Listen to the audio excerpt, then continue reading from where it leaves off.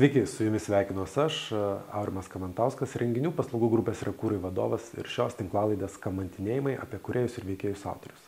Ir šiandien turiu unikalią galimybę pakalbėti apie muziką renginiuose su geriausiu muzikos apžvalgininku, LRT pop muzikos redaktorium, tiesiog visiems jums žinomu Ramūnu Zilniu. Ačiū Ramūnai už skirtą laiką. Ačiū, kad pakvietei, labai smagu.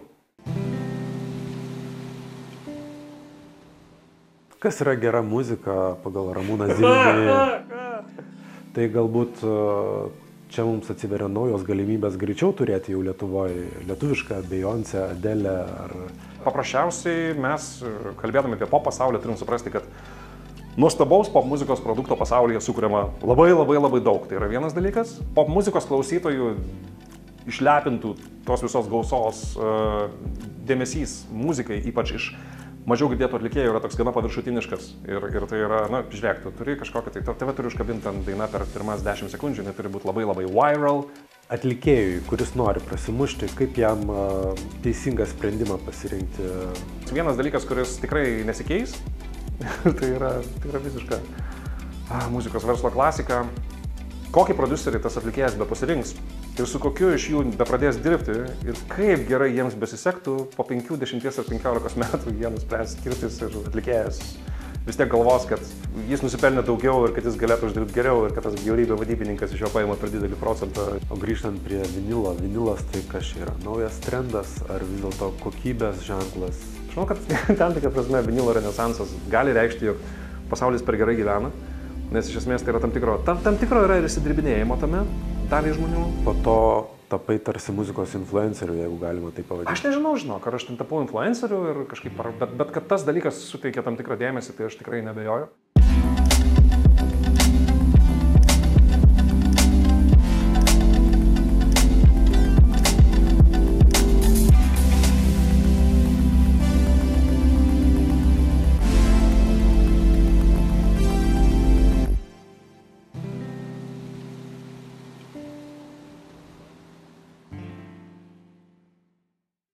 Kiek mudu kalbėjom prieš pokalbį, tai pasaulinės mega žvaigždės jau labai taupo savo laiką ir interviu gauti yra žiauriai sudėtinga ir viskas kitaip dabar vyksta, ne? Ir svarbiau yra reelsą pasidaryti ir pabendrauti su savo auditorija per socialinius tinklus, negu duoti žurnalistų interviu, tiesa? Didžiąją dalimi atveju taip, ir tai yra tam tikras laikmečio ženklas. Tai yra, aš pastebėjau tai labai ryškiai prieš kokius 4 metus, kai socialiniuose tinkluose tu pamatėjai, kad kiekvienas normalus atlikėjas turi po 5-6 asistentus, kurie rūpinasi visų jų turiniu, keliauja paskui. Lietuvoje tai irgi vyksta.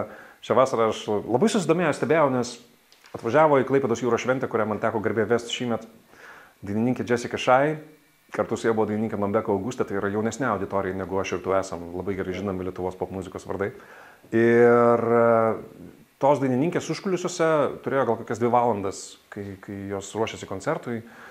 Jos labai daug laiko praleido vaikščiodamos pirmyn atgal, pozuodamos nuotraukom ir paskui jas vaikščiojo dar žmonės, gal kokie 3 su filmavimo kamerom, kartojo 1 dublį, 2 dublį, 3, aš galvoju, gal kažkokią dokumentiką suka. Paskui supratau, kad jokios dokumentikos čia nesuka, čia tiesiog yra labai geri reelsai, geri istorijai Instagramui ir taip, jie nebedaromi yra labai kažkaip paprastai, kaip pats artistas vaikšto su mobiliuoju telefonu ir visą tai filmuoja. Tai mes turėjom juokelį tokį, pavyzdžiui, su Benu Aleksandravičiumi iš grupės Bakat, naujos kylančios grupės, dabar alternatyvios muzikos. Anksčiau būdavo svarbiausia padaryti labai gerą kūrinį ir labai gerai jį įrašyti, dabar nemažiau yra svarbu turėti labai geras pirmas nuotraukas padarytas su geru fotografu, kurias tu pateiksi Instagrame, nes nuo to irgi baisiai daug dalykų priklauso. Tai per aplinkų atsakant į tavo klausimą, šitie dalykai yra be galo svarbus, atlikėjai, pasaulinės žvaigždės irgi gerai jaučia, kad jie turi tiesioginį visiškai kontaktą su savo auditorija. Ir tas vaidmuo, kurį anksčiau atlikdavo žiniasklaida, pristatydama tų atlikėjų darbus, kūrinius, albumus, koncertus, aš manau, kad yra smarkiai sumenkęs, tai jokia paslaptis. Tai su tais interviu taip, aš stebiu, kai kažkokios didelės pasaulinės žvaigždės, tarkim, naujo albumo pristatymo kampaniją, labai dažnai pastebiu, kad ypač jeigu tai yra jaunesni atlikėjai, tai yra kažkoks labai ribotas, dozuotas kiekis pasikalbėjimas su žiniasklaida, o visa kita yra daroma visiškai kitais kanalais. O kaip keisis tuomet muzikos apžvalgininkų darbas? Tai, kad jų beveik ir nebėra šiaip. Aš tai sakau taip gana rimtai, nes stebint visas pasaulinės tendencijas, muzikos žurnalus, kuriuos aš dar prieš 10 metų prenumeruodavau, tarkim, iš Jungtinės karalystės, visokiausias interneto svetainės, kurios diktuodavo tam tikrą madą ir skonį ir taip toliau. Matosi, kad visą tai traukiasi, daug kas užsidaro, viso to mažėja ir yra tokia tendencija, kuri man yra visiškai suprantama, kad tai darosi užsiėmimas, kuris turbūt yra vis labiau neperspektyvus ir turbūt vis mažesniai daliai visuomenės reikalingas. Kai yra diskutuojama apie to reiškinio priežastis, tai aš galvoju, kad viską padarė internetas, viską padarė platformos, kuriuose tu gali nemokamai pasiklausyti muzikos, išklausyti ją visą pasaulyje labai lengvai. Ir supraskim, kad pop muzika, populiarioji muzika, 4 minučių daina arba 3 minučių kaip šiais laikais, nes jos trumpėja, yra lengviausiai prieinama meno forma, kur tu pats gali ją labai nesunkiai priimti, paklausyti, pats susidaryti savo nuomonę, nuspręsti. Spotify ar kita platforma tau pasiūlys kalnus muzikos ir tau nebereikia, kad kažkoks žmogus ateitų iš šalies ir ten aiškintų, kad va čia yra gerai, klausykis šito, arba čia yra blogai, šito nesiklausyk. Žmonės tiesiog susidaro savo nuomonę. Su teatro spektakliais ar knygom yra truputėlį kitaip. Tau reikia šiek tiek daugiau laiko, kad tą dalyką pirmiausia pamatyti. Tau reikia daugiau pinigų, jeigu tu nori legaliai tą turinį vartoti. O jį tik legaliai reikia vartoti. Tai ten truputėlį kitaip. Ten manau, kad yra kritikų, apžvalgininkų vaidmuo yra svarbesnis. Tai iš esmės keisis ir prodiuserio vaidmuo, ko gero. Ir jo funkcijos visai kitokios, kaip prominti, ar kaip lietuviškai pasakyti, populiarinti savo atlikėją. Tai galbūt čia mums atsiveria naujos galimybės greičiau turėti jau Lietuvoje lietuvišką Beyoncé, Adele ar... Aš nenoriu skambėti kaip Grinčas ir kaip žmogus, kuris grauna kažkokias svajonės, bet aš manau, kad mes gal ir, na gerai, kada nors mes turėsim savo Adele, Beyoncé, grinai tikimybių teorija sako, kad per, nežinau, jei pasaulis nesibaigs, tikriausiai ateis diena, kai mes turėsim kažkokią gigantišką pasaulinę žvaigždę iš Lietuvos, kuri bus visose tose svarbiausiose scenose, bet būkime atviri, nei Latvijai, nei Estai, nei Lenkai vis dar tokios neturi. Lietuvoje mes turėjom vieną variantą, mes turėjom, na gerai, porą, mes turėjom nišinėse vis dėlto sferose. Ten Walls, kur turbūt neverta gilintis į tą istoriją ir visą kitą, nes labai daug kartų apkalbėta, taip jisai buvo labai aukštai iššovęs. Kitas žmogus, kuris, man atrodo, dabar gyvena Dubajuje, yra toksai Dinoro, jaunuolis iš Vilniaus, kuris berods būdamas 17, padarė kūrinį, kuris buvo populiariausias metų kūrinys Vokietijoje. Tai yra pati didžiausia, tai yra viena iš didžiausių Europos rinkų, tai yra labai labai svarbus pasiekimas. Ir jis, tikiuosi, kad uždirbo kalną pinigų, beveik nebejoju, kad taip ir yra, jisai susirinko daug auditorijos, dabar labai komfortabiliai gyvena, bet iššovė su viena daina, labai retai ta šokio muzikos pasaulyje, ta sėkmės formulė labai sėkmingai yra klonuojama, tarkim, ir kitam kūriniui, ir kitam. Tai turim porą variantų.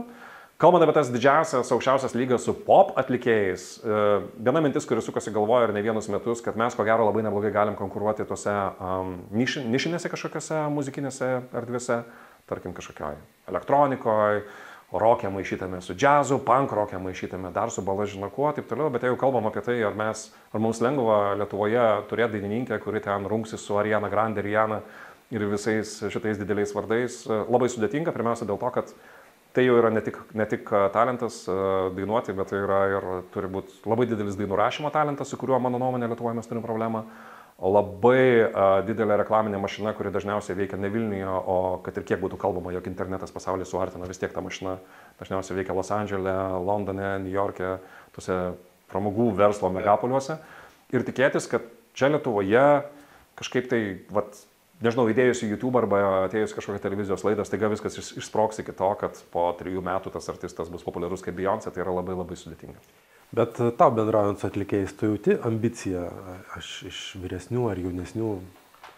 Žinok, ir taip ir ne, nes iš vienos pusės taip susiduri vos ne kiekvieną savaitę su artistais, kurie sako, mes galvojam labiau apie užsienį, nes ten mūsų muzika gal daugiau turėtų erdvės kvėpuoti, ji yra tokia mažiau tipinė ir taip toliau. Ir čia galim paminėti daug artistų, nuo Rūtos Mūr, kuri nuolat tai deklaruoja, iki grupės Local Blood, jaunos alternatyvios, kuri čia ką tik albumą naują išleido, jie šaunuoliai, bet irgi kalba apie tai, kad reikia išvykti į užsienį, ten kažkaip galbūt kažkas užsikabins, tada grįšim čia ir mus čia labiau mylės ir labiau klausys. Tame yra, tokia logikoje yra tiesos. Ta prasme, mes su sportininkais, su muzikantais, su menininkais dažnai taip mąstom. Čia yra mūsų tam tikro provincialaus galbūt mąstymo dalis, kad didelė dalis auditorijos susidomi tuo artistu, jeigu jisai pasako, Jis dabar yra vizituojantis profesorius kažkokioje didelėje tautinėje mokykloje. Arba jo klausosi prancūzai nesustodami dabar jau 3 mėnesį. Tada mums irgi pasidaro įdomu, kas čia per lietuvis, kuris kažką ten nuveikė. Nors čia būdamas jisai lygiai tą patį galėjo daryti ir mums buvo mažiau įdomu. Tai dalis artistų mąsto taip, kad tai bandom kažkur tai, bet aš, žinok, pastebiu ir tokį vis dažnėjantį, aš nevadinčiau tai kažkokių vilčių dužimų, ar kažkokiu tokiu, nežinau, apsiribojimu, bet atkreipkime dėmesį, kad vis daugiau atlikėjų pargrįžta iš anglų kalbos į lietuvių, sugeba surinkti daug didesnę auditoriją, nes čia jau patikrintas dalykas. Lietuvoje, jeigu tą pačią dainą įrašys angliškai ir lietuviškai, jie tikrai klausys daug daugiau žmonių, nes tai yra tiesiog artimiau. Ir aš pastebiu, kad atsirado toks labai negražiai skambės tas sotumo jausmas, kylantis iš to, kad jeigu tu darai muziką, kuri čia sulaukia nemažos auditorijos ir atlieki ją lietuvių kalba ir keliauji, rengi koncertus, tu gali gana komfortabiliai gyventi, gal tu nebūsi mega kažkoks milijardierius, bet iš esmės tu jau gali pakankamai stabiliai ir visai neblogai čia suktis. Ir yra žmonių, kurie tiesiog susikoncentruoja į tai, o tas visas svajonės apie užsienius, jie palieka tokiam. O jeigu gal pavyks kada nors, išleisim čia karts nuo karto kažkokią anglišką dainą, kažkur išsiųsim į užsienio radio stotis, kažką pabandysim, kažkokį gal agentą paieškoti, bet jie nebesiplėšo savo marškinių dėl to. Jie žiūri ir sako, žiūrėkit, čia viskas gali būti pas mus gerai, koncentruojamės į čia, o ten jau, kaip Dievas duos, pagyvensim, pamatysim, gal kas nors gausis. Aš vasarą kamatinėjau Vaidotą Valiukevičių, The Roop lyderį. Ir jis turi absoliučiai kitą matymą. Jo, ir jis turi ambiciją būti pirmoji, kuris gaus Grammy. Ambicija būti pirmoji, kuris bus didelė tarptautinė žvaigždė, turėjo prieš 20 metų dainininkas Amber Life, kur čia aš jokių būdų nei vienos ambicijos, nei vieno atlikėjo nebandau kažkaip sumenkinti ar kažką, bet aš turiu minėti, kad tai nėra naujas dalykas. Ambicija turėjo dainininkė džiazų, kuri buvo pasirašusi kontraktą su Švedijos kompanija vadybos, kuri dirbo su ta pačia Loreen ir su kitais žinomais atlikėjais ir taip toliau. Visos tos ambicijos yra be galo gerai. Aš nesakau, kad jos yra nesveikintinos ir taip toliau. Aš tik sakau, kad tas kelias yra super sudėtingas ir netgi tos formulės, kurios atrodo iš pirmo žvilgsnio nupaišytos ir suprantamos, tarkim, kontraktas su didelė tarptautinė įrašų leidykla, stiprus agentas koncertų užsienyje, stiprus pasamdytas viešųjų ryšių agentas, kur nors tam pačiam Londone, Paryžiuje ir taip toliau, kuris pabandys tave prasukti į radio stotis, į spaudą, įtrinti į vieną ar kitą televizijos vietinę laidą ir taip toliau, taip toliau. Visa tai atrodo labai paprasta ant popieriaus, bet kuriam šitam žingsnyje kažkas nesuveikti gali iki pabaigos ir tai ne faktas, kad kažkas iš to gausis. Tai ambicija turėti yra gerai, svajoti apie Grammy yra labai gerai. Jeigu Vaidotas Valiukevičius gaus Grammy apdovanojimą, aš būsiu pirmas, kuris be galo džiaugsis ir visa Lietuva tikrai labai džiaugsis. Pradžioje aš linkiu laimėti Euroviziją, kadangi tą dieną, kai mes filmuojame šitą dalyką, Vaidotas Valiukevičius paskelbė, kad The Roop vėl bandys laimę Eurovizijos atrankoje. Tu visą dieną filmavai dabar pokalbius, tu nežinai, kad prieš 3 valandas The Roop tai paskelbė ir dabar visas internetas dūzgia. Tai pradžioje, aišku, linkėjimai laimėti atranką, nes aš manau, kad daug kitų talentingų atlikėjų irgi ateis. Bet šiaip aš už ambicijas, aš tik sakau, kad supranti su tom ambicijom. Aš neslėpsiu, kad mano akimis, ir tebūnie kažkas galvoja, kad aš per didelis skeptikas, bet gaut Grammy apdovanojimą ar būtent pop kažkokioje kategorijoje, nes The Roop turbūt, nežinau, alternatyvaus džiazo grot neketina pradėti, tai yra šiek tiek toks, žiūrėkit, užlipsiu į Everestą 2 kartus per dieną arba aš išskrisiu į kosmosą, nes aš tikiu, kad aš galiu tai padaryti. Ta prasme, viskas tvarkoj, kol kas tas kelias labai labai tolimas.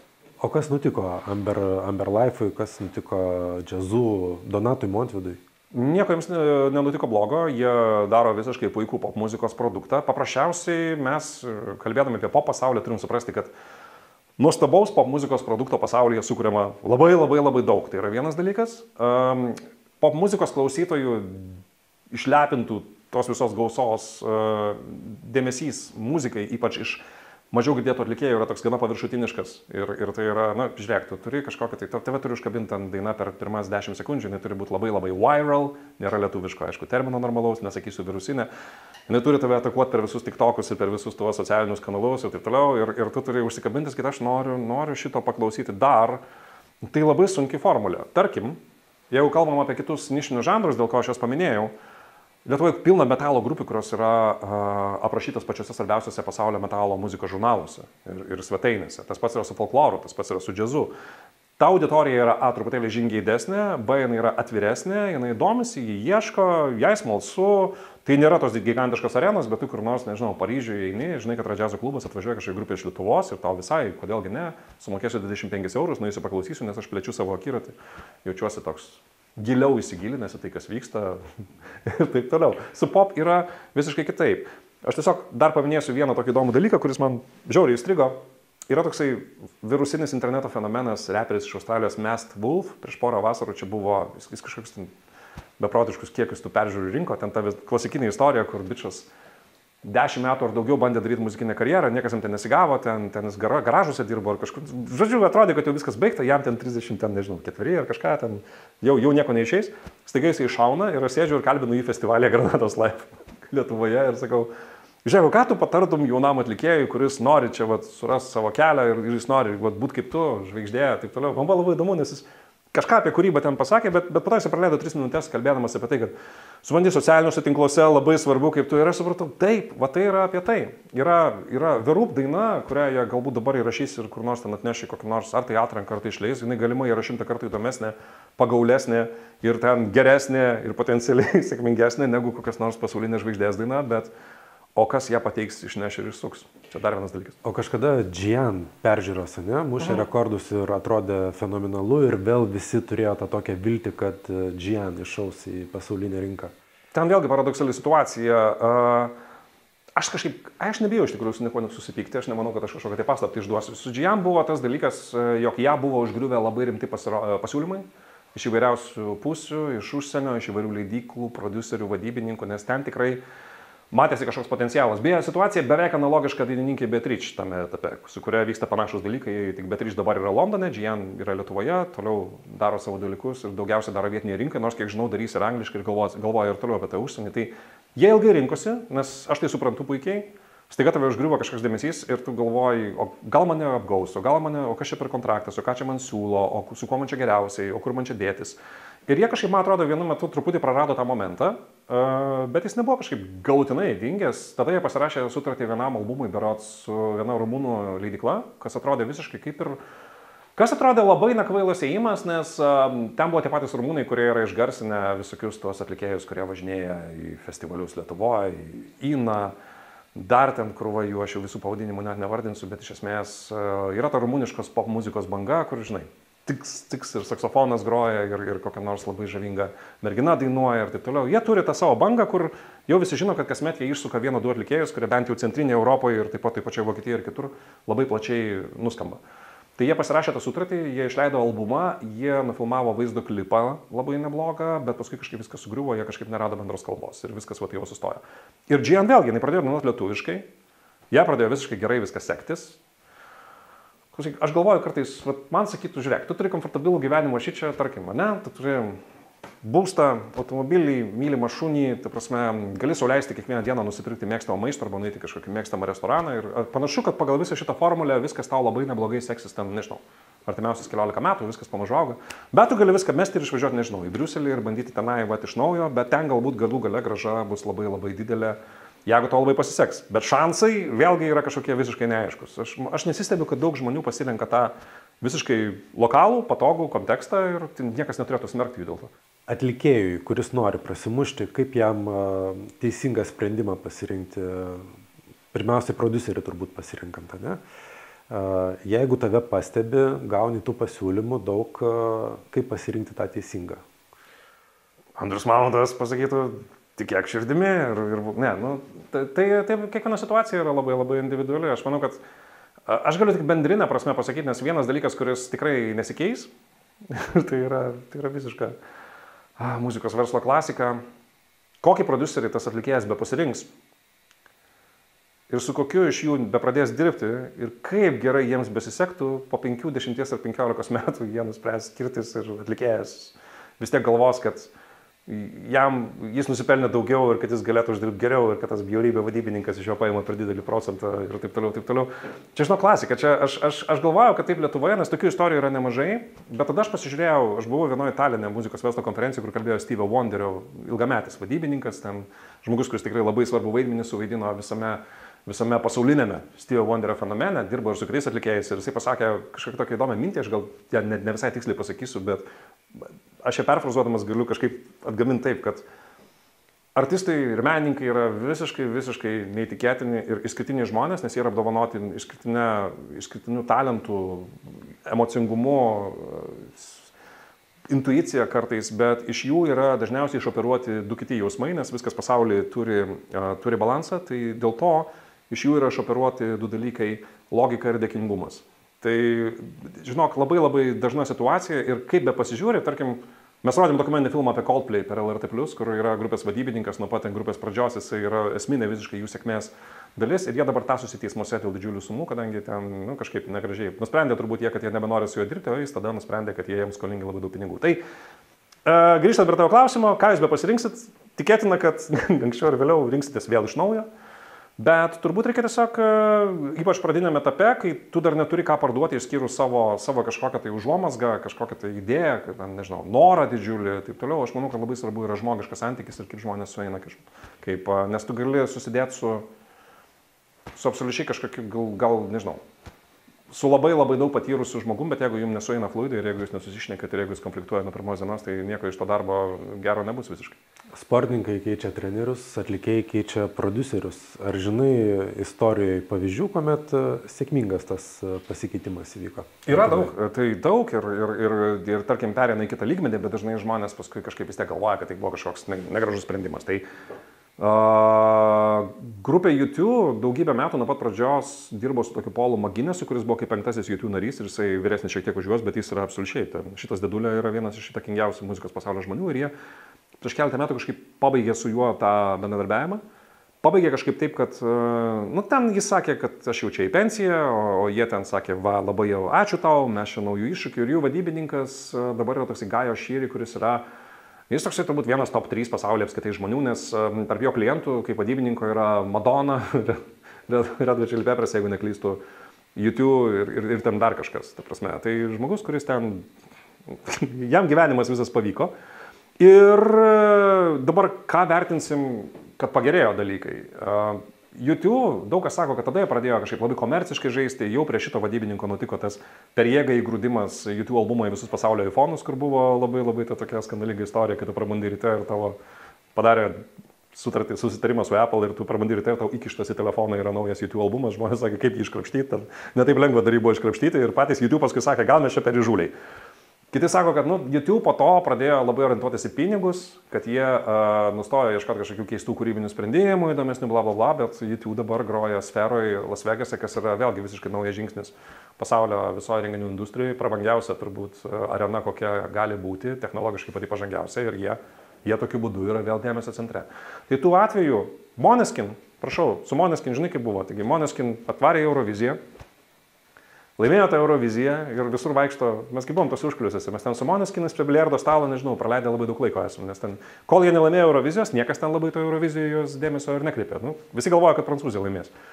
Ir kažkaip paskui jos visą laiką vaikščio tokia mergaitė, kur vėlgi graži istorija. Jeigu ne ji, Måneskinų nebūtų, nes ji nuo pat pradžios buvo jų vadybininkė, juos suko, vedė juos į X Factorių, stengiasi, kad jų kažkas klausytųsi. Ir tada, žinai, jie laimė Euroviziją, taigi visiems pasidaro aišku, kokio lygmens atrodo fenomenas ką tik užgimė. Ir po 3 savaičių ta mergina rašo labai skausmingą ašarų kupiną postą į Instagramą, kad ne mano pasirinkimu, bet aš nebesu Måneskin vadybininkė, nes jos atėjo ir pasiėmė žmonės, kurie ten dirba su One Republic, Pharrellu ir visom kitom Amerikos didžiausiam žvaigždėm. Nes aš įsivaizduoju pokalbį, jie ateina ir sako, žiūrėkit, arba jūs liekat su savo drauge ir neaišku, kaip čia bus, arba jūs einat su mumis ir ten po 2 savaičių jūs ten grojat pas Jimmy Kimmelį, ten Amerikos visose pokalbių šou, tada Glastonbury festivalis garantuotai, turas ten per pasaulį, va mes jau tada gal įmam Japoniją tą, trečią ir sako, tai kaip, o tai sako, ir jie turbūt pasisuka į savo draugę ir sako, o tu gali tai padaryti, jis sako, aš kaip ir su šituo nesusidūrus, tai viso gero. Tai čia yra visiškai normalūs dalykai, čia kaip nežinau, kaip krepšinio komanda nusiperka geresnį žaidėją, jeigu turi pinigų ir atleidžia kažkokį kitą. Tai gerai, grįžkime į Lietuvą. Ar gali vertinti ar pasakyti savo nuomonę Donatas Montvydas Martyno tylos globoje ir be jos? Kokius matytum skirtumus? Aš manau, kad tai yra skirtumai ir juos nėra net labai sąžininga lyginti, nes Martynas tyla be galo daug prisidėjo prie to, kad Donatas Montvydas iš visuomenės akise, iš vaikino, kuris dalyvaudavo visokiausiuose muzikiniuose televizijos šou ir dainuodavo dažnai gal ir kažkokius kitus kūrinius ir dalyvaudavo viskiausiuose duetuose ir taip toliau, kad jisai taptų tiesiog pop žvaigždė, solo, atskirai, su savo repertuaru, su savo įsivaizdavimu, kaip nori save pateikti scenoje, taip toliau, taip toliau. Man yra tekę būti Eurovizijoje su Donatu Montvydu abu kartus, kai jis ten buvo, aš mačiau, koks yra jų santykis su jų vadybininku ir turiu pasakyti, kad viskas ten buvo. Kad man atrodo, kad jie buvo visiškai gera ir puikiai komanda. Dabar Donatas Montvydas be Martyno Tylos. Aš manau, kad yra tam tikri dalykai, kur jis gal demonstruoja. Martynas Tyla vis dėlto turi labai didelę patirtį šitame visam versle ir aš manau, kad Martynas mėgsta rizikuoti, bet jis turi ir tam tikrus stabdžius, kur tiesiog skaičiuoja, paprasčiausiai skaičiuoja, kaip ir kas, kaip čia gausis, ar čia verta daryti, ar neverta, kokia yra rizika ir taip toliau. Donatas Montvydas, kai kurie jo ėjimai, mano akimis, mano kuklė subjektyvia nuomonė, buvo tokie drąsūs, kad daug kas net taip kažkaip pažiūrėjo iš pradžių skeptiškai. Aš kai jis pradėjo daryti savo kasmetinius jau dabar koncertų Žalgirio arenai, su tais gigantiškais visais scenografiniais sprendimais ir visą kitą, daug kas sakė, čia yra per drąsu, čia bus nuostolis, čia klausimas, ar įmanoma parduoti tiek bilietų ir taip toliau.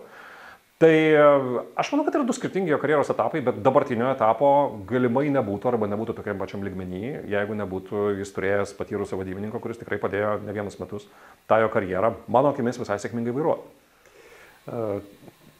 Man atrodo, kad dabar visi varžosi, labai veržiasi į arenas ir yra tokia net lenktynės, kas dar nebuvo joje ir kas dar nesurinko arenos. Tu žinai, aš čia palyginsiu tau taip, yra dvi medalio pusės. Viena pusė yra ta, kad čia man primena truputėlį čia kaip žiniasklaida, jeigu neturi savo podcast'o, tai vadinasi, tu iš vis neužsiemi žurnalistiką, nes savo laiku, aš nežinau, kadaise buvo, kiekvienas turi turėti radio laidą, paskui kiekvienas turi turėti savo skiltį kažkokiam dideliam leidinį, dabar yra podcast'ai, man labai įdomu, kas bus po to. Ir tu kaip kūrybininkas, aš manau, kad irgi dažnai susimastai apie tai, nes visiškai akivaizdu, kad kažkas jau bus po to ir kažkas jau beldžiasi, žiūrėsim, kas bus toliau po podcast'ų. Tai su arenom iš vienos pusės yra, kaip tu sakai, nes tai yra statuso simbolis. Jeigu tu nedarai koncerto arenoje, tai maždaug čia nerimtoji lygoje žaidži. Iš kitos pusės man labai teisingai yra pasakęs ne vienas atlikėjo vadybininkas. Problema yra ta, kad jeigu kiekvienas Lietuvos didmiestis turėtų vietą, kurioje, tarkim, tilptų 2000 žmonių ir būtų galima labai gerai ir techniškai tvarkingai padaryti pakankamai įspūdingą koncertą, tai gal į tas arenas tiek daug žmonių nesiverštų. Nes su arenom yra taip, kad dažnas atlikėjas, rengdamas koncertą areną, jau iš karto žino, kad jis planuoja, kad bus 2500-3000 žmonių. Tai, kad jisai sako arena, nereiškia, kad jisai galvoja, kad bus 6, 8, 10 ar 15. Na, ją labai patogu didinti. Jie taip ir skaičiuoja, jie taip ir sceną stato. Jie sako, mes surengsim ten koncertą, parduosim 3000 bilietų, vis tiek geriau negu groti, ta prasme, nežinau, 2 vakarus ar 3 iš eilės, kokia nors salė, kur ten telpa 800 žmonių. Tai padarom vieną, tai suteikia galimybę pasistatyti įspūdingesnę scenografiją. Sutikė kažkokį tai tokį, jausmą, aš pagrojau arenui. Tai čia nėra, labai gerai pasakė, man atrodo, dainininkas džiazų vadybininkas Lauras Lučiūnas, kad sako, arena nebėra nieko ypatingo. Tai tas dalykas yra nutikęs. Kadaise mes kažkaip tai išgirdom, lietuvių atlikėjas padarė turą per arenas, dabar visi daro turus per arenas. Tai kažkuria prasme tai gal nuima tą tokio nepaprastumo aurą nuo viso to veiksmo, tai yra tiesiog toksai jau gana įprastas dalykas. Aš tik dažnai galvoju apie žiūrovus, aš galvoju, o nėra taip, kaip tu galvoji, kad kadaise žmonės eidavo vien dėl to, kad arena, dar ir prie to, kad čia lietuvių atlikėjas, čia dabar arenui, čia bus kažkas labai įspūdingo, tada jie ateina į tuos koncertus, pamato, kad tai yra tiesiog salė, kur stovi scena, viskas gerai, gražiai atrodo, bet tai jau nebėra to wow faktoriaus. Ir aš manau, kad tai gali truputėlį irgi stabdyti tam tikrus dalykus. Pakalbėkim dar apie talentų paieškas ir kur renginių organizatoriai galėtų atrasti nepelnytai pogrindį grojančias grupės ir atvesti į renginius. Tai tau reikėtų vaikščioti tada po pirmiausia visus jaunų grupių festivalius ir konkursus. Vilniuje 2 ryškiausi vadinasi Novus ir Garažas, jisai vyksta klube Tamsta. 85% tų, kurie ten groja, greičiausiai netiks jokiems korporatyviniams renginiams, nebent labai laisvo mąstymo būtų užsakovai. Nes ten vis tiek, jauni žmonės, kurie eina į tos konkursus, dažnai groja alternatyvią muziką, linkstančią ten kartais link punk roko, link kažkokios neįprastos elektronikos, taip toliau, bet ten tikrai karts nuo karto gali pamatyti labai neblogą kokią nors džiazo arba funko kompaniją, kuri visiškai galėtų tuos dalykus daryti. O šiaip tai aš įsivaizduoju, kad Facebook'e labai daug tokių yra visokiausių prisikūrę grupių, kur ten siūlo savo paslaugas tie atlikėjai ir sako, mes galim groti ir tai, ir tai, ir tai yra. Tai tiek, kad kartais kaip paskaitai, nes man irgi išmeta tos postus iš tų grupių, tai kartais nelabai supranti, kai ta pati grupė sako, mes šiaip turim puikią prancūziško šansono programą, bet tuo pačiu mes, jeigu reikia, galim groti ir ten groti ir Lady Gaga ir tą trečią, man tai sukelia kažkokių tai truputėlį klausimų, bet gal tie muzikantai gali pagroti viską ir visą tai daryti įtikinamai. Netrukus tęsime pokalbį, o dabar noriu pristatyti ir pakviesti jūs į ypatingą įvykį. Čia Vilniuje, Rotušės aikštėje gegužės 22-24 dienomis įvyks antrasis tarptautinis idėjų ir tendencijų festivalis Revolution. Apie renginių evoliuciją mes kalbėsime kartu su tarptautiniais ir vietos lektoriais, pranešėjais, renginių vedėjais, programų atlikėjais. Kalbėsime apie korporatyvinius renginius, privačius renginius, miesto šventes, sporto renginius, mokyklų renginius, apie visų formatų renginius, festivalius ir šventes. Surengsime didžiausią ekspo po atvirų dangumi, apdovanosime geriausias renginių idėjas ir jų organizatorius, surengsime gražiausio stalo dekoro konkursą, skaniausio torto konkursą, geriausio after movie ar fotografų konkursą. Daug išties gero turinio, gero įkvėpimo, idėjų, ekspertų, naujų atlikėjų. Gegužės 22-24 dienomis čia Rotušės aikštėje. Revolution. Prenumeruokite naujienlaiškį wearerevolution.lt ir pirmieji sužinosite visą renginio programą bei žinoma bilietus už geriausią kainą. Iki. O dabar grįžkime į pokalbį. Neseniai nuvilnijo Monikos Liu inicijuotas talentų konkursas. Aš negalėjau ten nueiti. Jinai buvo priėjus prie manęs po filmo premjeros, sakė, ateik ten gal į komisiją, sakau, žiūrėk, pas tave vokalistų konkursas. Gal tu susikvies ten vokalistus ir vokalo dėstytojus, nes aš manau, kad tai yra toks esminis dalykas. Tai kaip ten sekėsi? Tu buvai gal tam konkursas? Aš nebuvau, bet laimėjo ne vieno jų realybės šou, ne realybės šou, muzikos šou nugalėjo. Mylėjo, taip. Tai aš galvoju, kiek dar žmogus turi laimėti konkursų, kol atras savo vietą. Bet čia yra viena iš, aš kalbu ne apie ją konkrečiai, ir aš manau, kad tai yra puikiai, nuostabi, man teko ją matyti viename LRT projekte, kur man teko dalyvauti, sėdėti komisijos kėdėje. Ji yra visiškai nuostabi ir aš ne konkrečiai apie ją šiuo metu kalbu, bet čia yra taip, apie ką aš nekėjau, kad viena iš didžiųjų tragedijų ir liūdniausių dalykų Lietuvoje yra, kad o kur dar? Jeigu tu pats, tarkim, nepasirašai savo dainų, jeigu tu neturi aplinkui kažkokių žmonių, kurie padės kažkaip tai tas dainas kleisti, ten, nežinau, rašyti pranešimus spaudai, skambinti visas įmanomas radio stotis, net stoti, zysti, nes tai irgi nėra lengva. Žinok, šiuo metu tiek dainų yra išleidžiama. Tiek žmonių įrašinėja, daro ir paskui tos dainos tarsi nueina kažkur į orą. Ta prasme, ten kas savaitę yra po 2-3 tokius jaunus atlikėjus, kurie ten va ir matosi, kad ir pinigų įdėta, nežinau, gal ten tėvai ten padėjo, ten ir vaizdo klipas nufilmuotas ir taip toliau, ir kas iš to jisai lieka su ten, nežinau, 500 peržiūrų maksimum, nes visi draugai ten sužiūrėjo ir viskas tuo ir baigėsi. Tai taip, tie konkursai, tai yra, žmogus laimi kažkokį konkursą arba prizinę vietą ir laukia, kas tada nutiks ir nenutinka nieko. Tada jis eina į kitą konkursą galvodamas, kad gal šis iki kažkaip kitaip nutiks ir tada vėl nenutinka nieko, jeigu tu pats nersi nosim žemės ir nebūsi super aktyvus. Būtų idealu, kad pats rašytum dainas, nes jeigu nerašai pats dainų, tai Lietuvoje iš viso labai sudėtinga. Nes, o kur tu gausi dainas? Čia labai dažnas atlikėjas neturi repertuaro. Tu atkreip dėmesį, yra daug tokių vokalistų, kurie išlenda kokiame nors muzikinėme televizijos šou, tada eina per visus įmanomus kitus šou, kur dainuoja coverius arba rungiasi, dar ten susirungia, bet jeigu tu pats kažkaip tai nelipdai repertuaro, pagal kurį tu pats būtum atpažįstamas, tau bus labai sudėtinga. O kas tą repertuarą parašys, jeigu per visą Lietuvą, aš taip kartais juokauju, aš sakau 5, nu gerai, iki 10 kompozitorių, kurie aptarnauja visą tą, žinokit, jeigu mes imsim dainas, kurios yra ten, nežinau, sukasi radio stotise, lietuviška pop muzika įrašyta 2020-2023 metais. Ne visai netgi šaržuoju, tai visa tai yra parašyta 10 žmonių. Ta prasme, nes nėra. Ir tai yra visą laiką, kai Eurovizijai pradeda trūkti dainų atrankoje, sakau, žiūrėkit, čia reikia kažkokio, ir ne dėl Eurovizijos, čia apskaitai, čia turi būti kažkoks, nežinau, koks tai sprendimas, ta prasme, ar tai turėtų būti švietimo ministerija, kultūros, ten kažkokie tai kursai, skatinimas, kad žmonės ten rašytų tą populiariąją muziką. O kas yra mūsų šiandienos tie grandai, kur dabar mes laidojame, minios renkasi į Raudonikio laidotuvės, ką mes po 20-30 metų taip garbinsime iš mūsų šiuolaikinės muzikos kūrėjų? Kas tie 10? Andrius Mamontovas, mes visą laiką su juo juokiamės, kad kai jam bus 85, aš nuoširdžiai linkiu jam, ta prasme, kad jo gyvenimas būtų ilgas, šviesus jis garantuotai, jeigu tik norės, jisai kaip Bobas Dylanas klube Tamsta galės ten daryti koncertą, gal net ir arenose, kur jisai atsisėdęs ant kėdutės gros 15 savo dainų ir tikrai manau, kad bus pakankamai žmonių, kurie norės to klausytis. Marijono Mikutavičiaus tikrai, jeigu jis norės po 30 metų, bus kas klausosi. Džiazu manau, kad taip, lygiai taip pat klausysis daugybė žmonių. Tas pats, nu gerai, supyksi su šitą palyginimą, bet žiūrėk, ar ne, dabar yra Edmundas Kučinskas, kuris vis tiek važiuoja per Lietuvos arenas ir tai jis turi vyresnę auditoriją ir jie susitinka, tai yra pop muzika, estradinė pop muzika. Saulius Prūsaitis važiuos lygiai taip pat. Ir Saulius Prūsaitis yra šių dienų Lietuvos, aš visiškai taip tiesiai sakau, tai yra estrados atlikėjas. Tai, ką jis dabar atlieka, tai yra lietuviška pop estrada. Na, daug kas jau jį vadina dabartiniu Ryčiu Cicinu.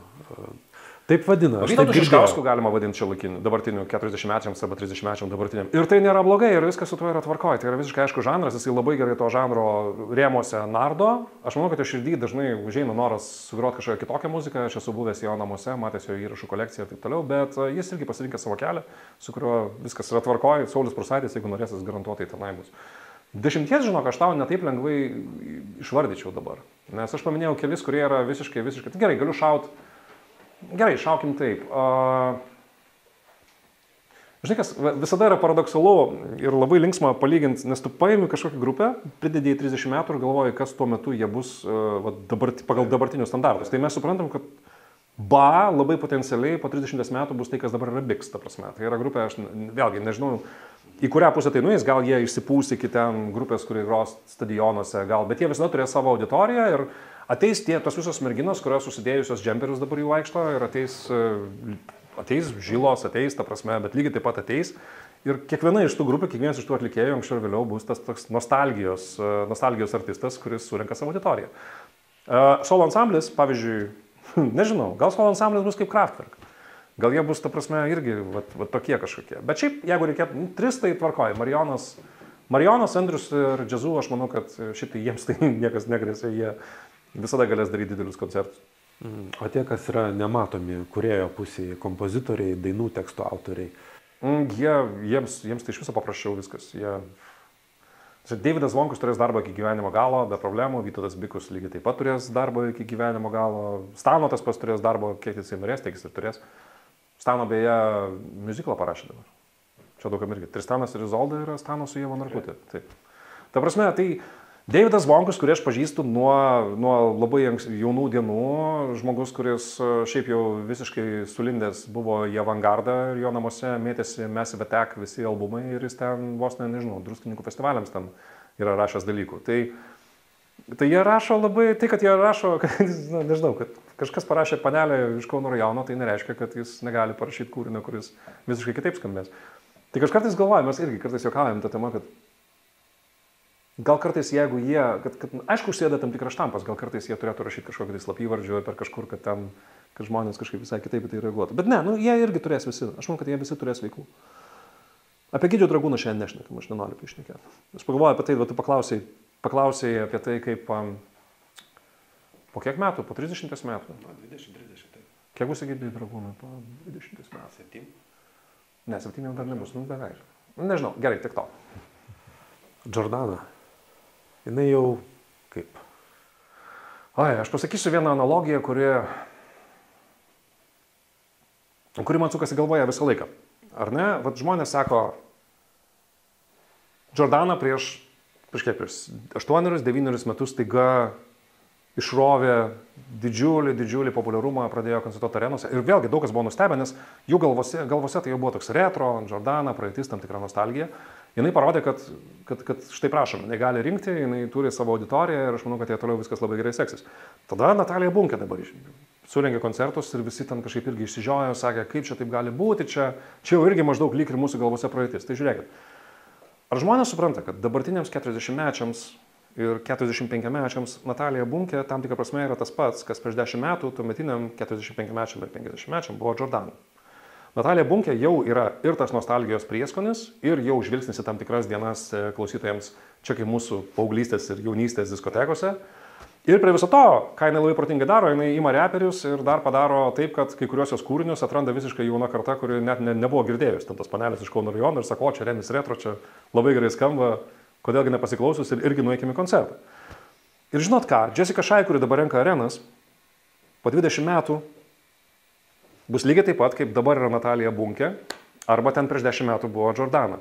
Ji irgi bus nostalgijos atlikėja tuo metu, nes jau bus užaugę 40-mečiai, 45-mečiai, kurie eis į koncertus ir sakys, šita daina yra kaip mūsų nuostabioji jaunystė. Tarptų, ką daug jau paminėjom, bet GNG sindikatas yra antiek unikalus, kad tarsi neturi prieš save ir po savęs to 20 metų skirtumo Lilas ir Inominė buvo, bet... O Lilas ir Inominė, ten vėl įdomi istorija, aš manau, kad jie ten paskubėjo skirstytis, Andrius Mamontovas, man taip sakė, mes diskutavom Lilo ir Inominė fenomeną, kur jie sugebėjo įsiskirstyti tada, kai jiems dar tik atsidarė jų tikrosios galimybės. Aštuntas kambarys užėmė jų vietą, man atrodo. Nemanau, nes jie truputėlį skirtingi yra. Lilas ir Inominė tai buvo tokie, mano akimis tai buvo tokia repo foje, nes ten, žinai, liūdesys, aprasojas, viskio stiklas, ten vakaras žvakė pro langą, aštuntas kambarys melancholikai, bet truputėlį į kitą pusę. Tai grįžtant prie Sindikato, aš buvau jų koncerte prieš 4 dienas dabar Vilniuje, kably visiškai sausakimša salė ir vėl įstrigo vienas dalykas, kurį pasakė mama, nesakė, prieina tokie žmonės, aš galvoju, kodėl jūs mūsų klausot, nes tai yra vaikai ateina. Čia šiaip labai galingas dalykas, Sindikato gerbėjai jau kai kurie jie yra užauginę vaikus ant Sindikato muzikos. Ir tie vaikai labai nori Sindikato ir marškinėlių, ir kepuraičių, ir žino dainų tekstus ir taip toliau.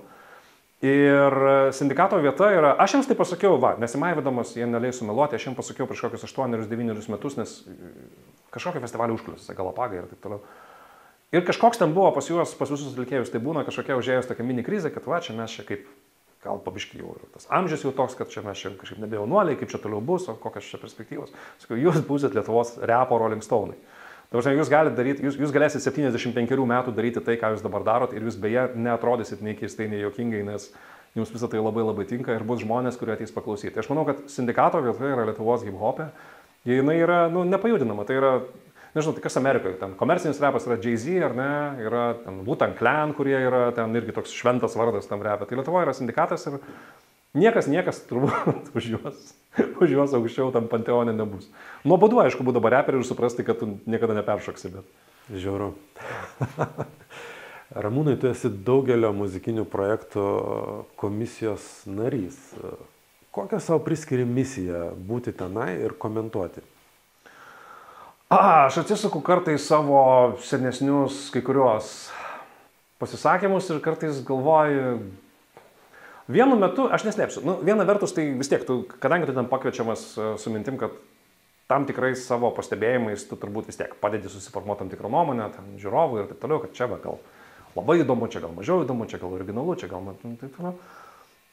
Tai vienu metu aš atsisukęs galvoju, kad aš kartais būdavau pernelyg aštrus ir žulus gal ir tada pastebiu, žiūrėdamas tos įrašus, tokį dalyką, kad kartais gal būdavo toksai, kad, žinai, prisižiūri britiško televizoriaus ir čia reikia kažkokio tai būti labai ironiško ir taip toliau. Aš man atrodo, kad tai pas mane lengvėja ir minkštėja pastaraisiais metais. Ir aš vis daugiau galvoju apie tai, kad vienas iš esminių dalykų ir didžiausių džiaugsmų yra, kai tu kažkokiam iš tų projektų pamatai kažkokį artistą, kuris dar yra mažai žinomas. Tokių būna ir ne tik toje pačioje Eurovizijoje ir galvoji, va dabar tu gali sutelkti visą savo ten kažkokią, nežinau, iškalbą ir taip toliau, kad paskatin žmonės tą atlikėją palaikyti, sekti socialiniuose tinkluose, žiūrėti toliau, ką jisai daro, nes jis tau atrodo tikrai labai vertas dėmesio ir įdomus. Tai čia vienas iš tokių maloniausių dalykų ir po to ten, nežinau, aš turiu galimybę pasikviesti juos ir į radio laidas, ir vienur kitur. Tai aš manau, kad tas yra svarbiausias ir didžiausias džiaugsmas atkreipdėmėsi į tam tikrą artistą, kuris yra geras. Taip padėti jam, kitaip tariant. Jo, ir nutilėti tada, aš atrodo labiau nutyliu tada, kai matau, kad, pavyzdžiui, kažkas yra tikrai, ten, supranti, pasirodė atlikėjas, pavyzdžiui, koks nors televizijos laidoje ir ten nėra labai ten, matosi, kad nėra labai ir pasiruošimo gero ten, talento ar kažko. Tai kas pagerės nuo to, geriau po to pasakyti kažkaip tai jam, kas pagerės nuo to, kad tu ten kažkaip tai sudripsi į eterį. Aš žinau, kad televizinės dramaturgijos prasme, yra žiauriai gerai, kai sėdi koks nors žmogus, kuris sudribinėja visus. Čia, pažiūrėk, visus populiariausius pasaulio muzikinius šou būtinai turi būti vienas žmogus, kuris...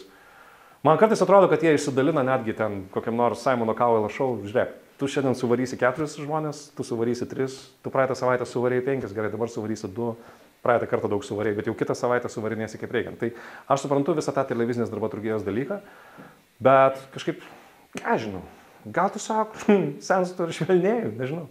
O Eurovizija, kai tenka komentuoti? Čia yra toks pačia didžioji Eurovizija?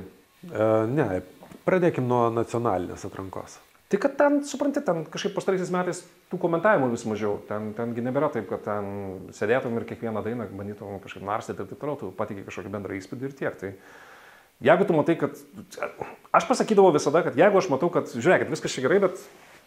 į jokią Euroviziją tai čia tikrai ne, tai taip ir pasakai tada tokiu atveju. Aš nemanau, kad tai yra, nes tai yra tam tikri objektyvūs parametrai, kur tu matai tiek dainoje, tiek atlikėjo pasiruošime ant tos didelės scenos būti, tiek jo elgesyje, tiek jo vokaliniuose duomenyse, tiek jo visame tvirtume, tiek tu gali pamatyti, kad labai fainai, kad jūs atėjot, labai smagu, jūs pasirodėt labai dideliai televizijos auditorijai, bet į Eurovizijos nevažiuosit, nes akivaizdu, kad niekaip. O kame yra dar tas Lietuvoje gajus Eurovizijos fenomenas? Pavyzdžiui, kokioj Portugalijoje tai net ne visi žinojo, kad ir vyko Portugalijoje Eurovizija, kai laimėjo Sobralis. Aš nemanau, aš manau, kad tie žmonės, kurie sako, kad jie nežinojo, jie truputėlį čia koketuoja, iš esmės manau, kad ten buvo neįmanoma nežinot, buvau aš tai Portugalijoje, visų laikraščių pirmi puslapiai ir taip toliau, ten, kai jau Eurovizija vyksta tavo šaly, tai visi žino tai šaly, kad ta Eurovizija vyksta, netgi Britai, kurie šiaip yra skeptikai, Liverpoolyje jie visi labai mėgavosi, džiaugiasi ir jiems buvo labai labai smagu. Po to jų dainininkė užėmė ten vieną iš paskutinių vietų ir tada kitą dieną laikraščiai vėl pradėjo šnekėti, kad nereikia mūsų tos Eurovizijos ir kaip čia yra, taip toliau. Suprantate, aš manau, kad mes pakankamai normaliai, gausiai, taip, lietuviai gausiai žiūri Euroviziją. Taip, tai yra gana didelis reitingas, bet tokio Islandijai, pavyzdžiui, jis yra ten, man atrodo, vos ne dvigubai didesnis. Ten kažkuriais metais buvo labai komiška statistika, kad Islandijoje Euroviziją žiūri gal 95% gyventojų, ta prasme, ten žiūri tiesiog visi, bet kita vertus, ten Reikjavike vakare, ten daugiau nelabai ką gal ir veikti, tai jie visi tą Euroviziją ten žiūri. Aš manau, kad aš vis spėlioju, laimėsime vieną dieną tą Euroviziją, kas po to bus, nes šiaip visos statistikos rodo, kad po kokių poros metų tada tas susidomėjimas šiek tiek smunka, nes palaiko tą visą žmonių įkarštį, tai kad, o gal šį kartą, o pažiūrėkime taip toliau. O kai pasiekė jau tą tikslą, nuslūksta po to? Kiek aš stebėjau kitose šalise, toje pačioje Portugalijoje, įskaitant irgi, tai atsiranda tas toksai, šitą mes jau padarėm. Dabar gal jau pasižiūrėjau. Islandai tie patys niekad nėra laimėję Eurovizijos, ten irgi juokauja, kad jeigu jie vieną dieną laimės, tai gal nuo tos dienos jie ten mažiau pradės tuo domėtis. Bet iš kitos pusės, supranti, aš nematau nieko blogo, tiksliau, aš labai džiaugiuosi, kad žmonės gausiai žiūri Euroviziją, ne tik dėl to, kad man tai yra proga prabilti juos labai didelę auditoriją ir patenkinti savo kažkokią savimėlę, kad aš nors vieną kartą galiu kreiptis į tiek daug žmonių. Eurovizija, kalbėkime atvirai, vis dėlto tai yra fantastiškas šou šiaip. Pagal televizinius visus parametrus, pagal tai, kaip tai yra nufilmuota, kiek tai yra dėta jėgų, kiek žmonių iš viso pasaulio, kiek atlikėjų ruošia viską, ką tai gali geriausio. Turi begalės nemigos naktų ir taip toliau tam, kad tas šou būtų galingas ir įspūdingas. Jeigu jūs tai pasižiūrėsit atidžiau į tą Euroviziją, tada pasižiūrėsit kokius nors, nežinau, kad ir tos pačius MTV Europos apdovanojimus, kurie dabar neįvyko, nes dėl karo Izraelyje nusprendė nerizikuoti ir nedaryti Paryžiuje.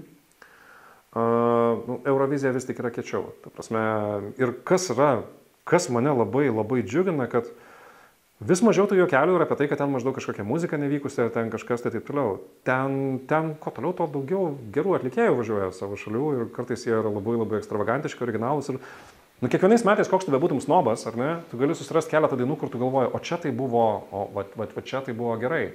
Prieš porą metų Portugalija tokia buvo, kurią aš ten iki šiol namuose klausausi, kuri ten tokią maldą dainavo. Tai buvo labai labai gražu. Islandas tas pas, kuris čia važinėja dabar koncertuoti. Ramūnai, ilgas, sunkus buvo kelias, kol tapai Eurovizijos balsu?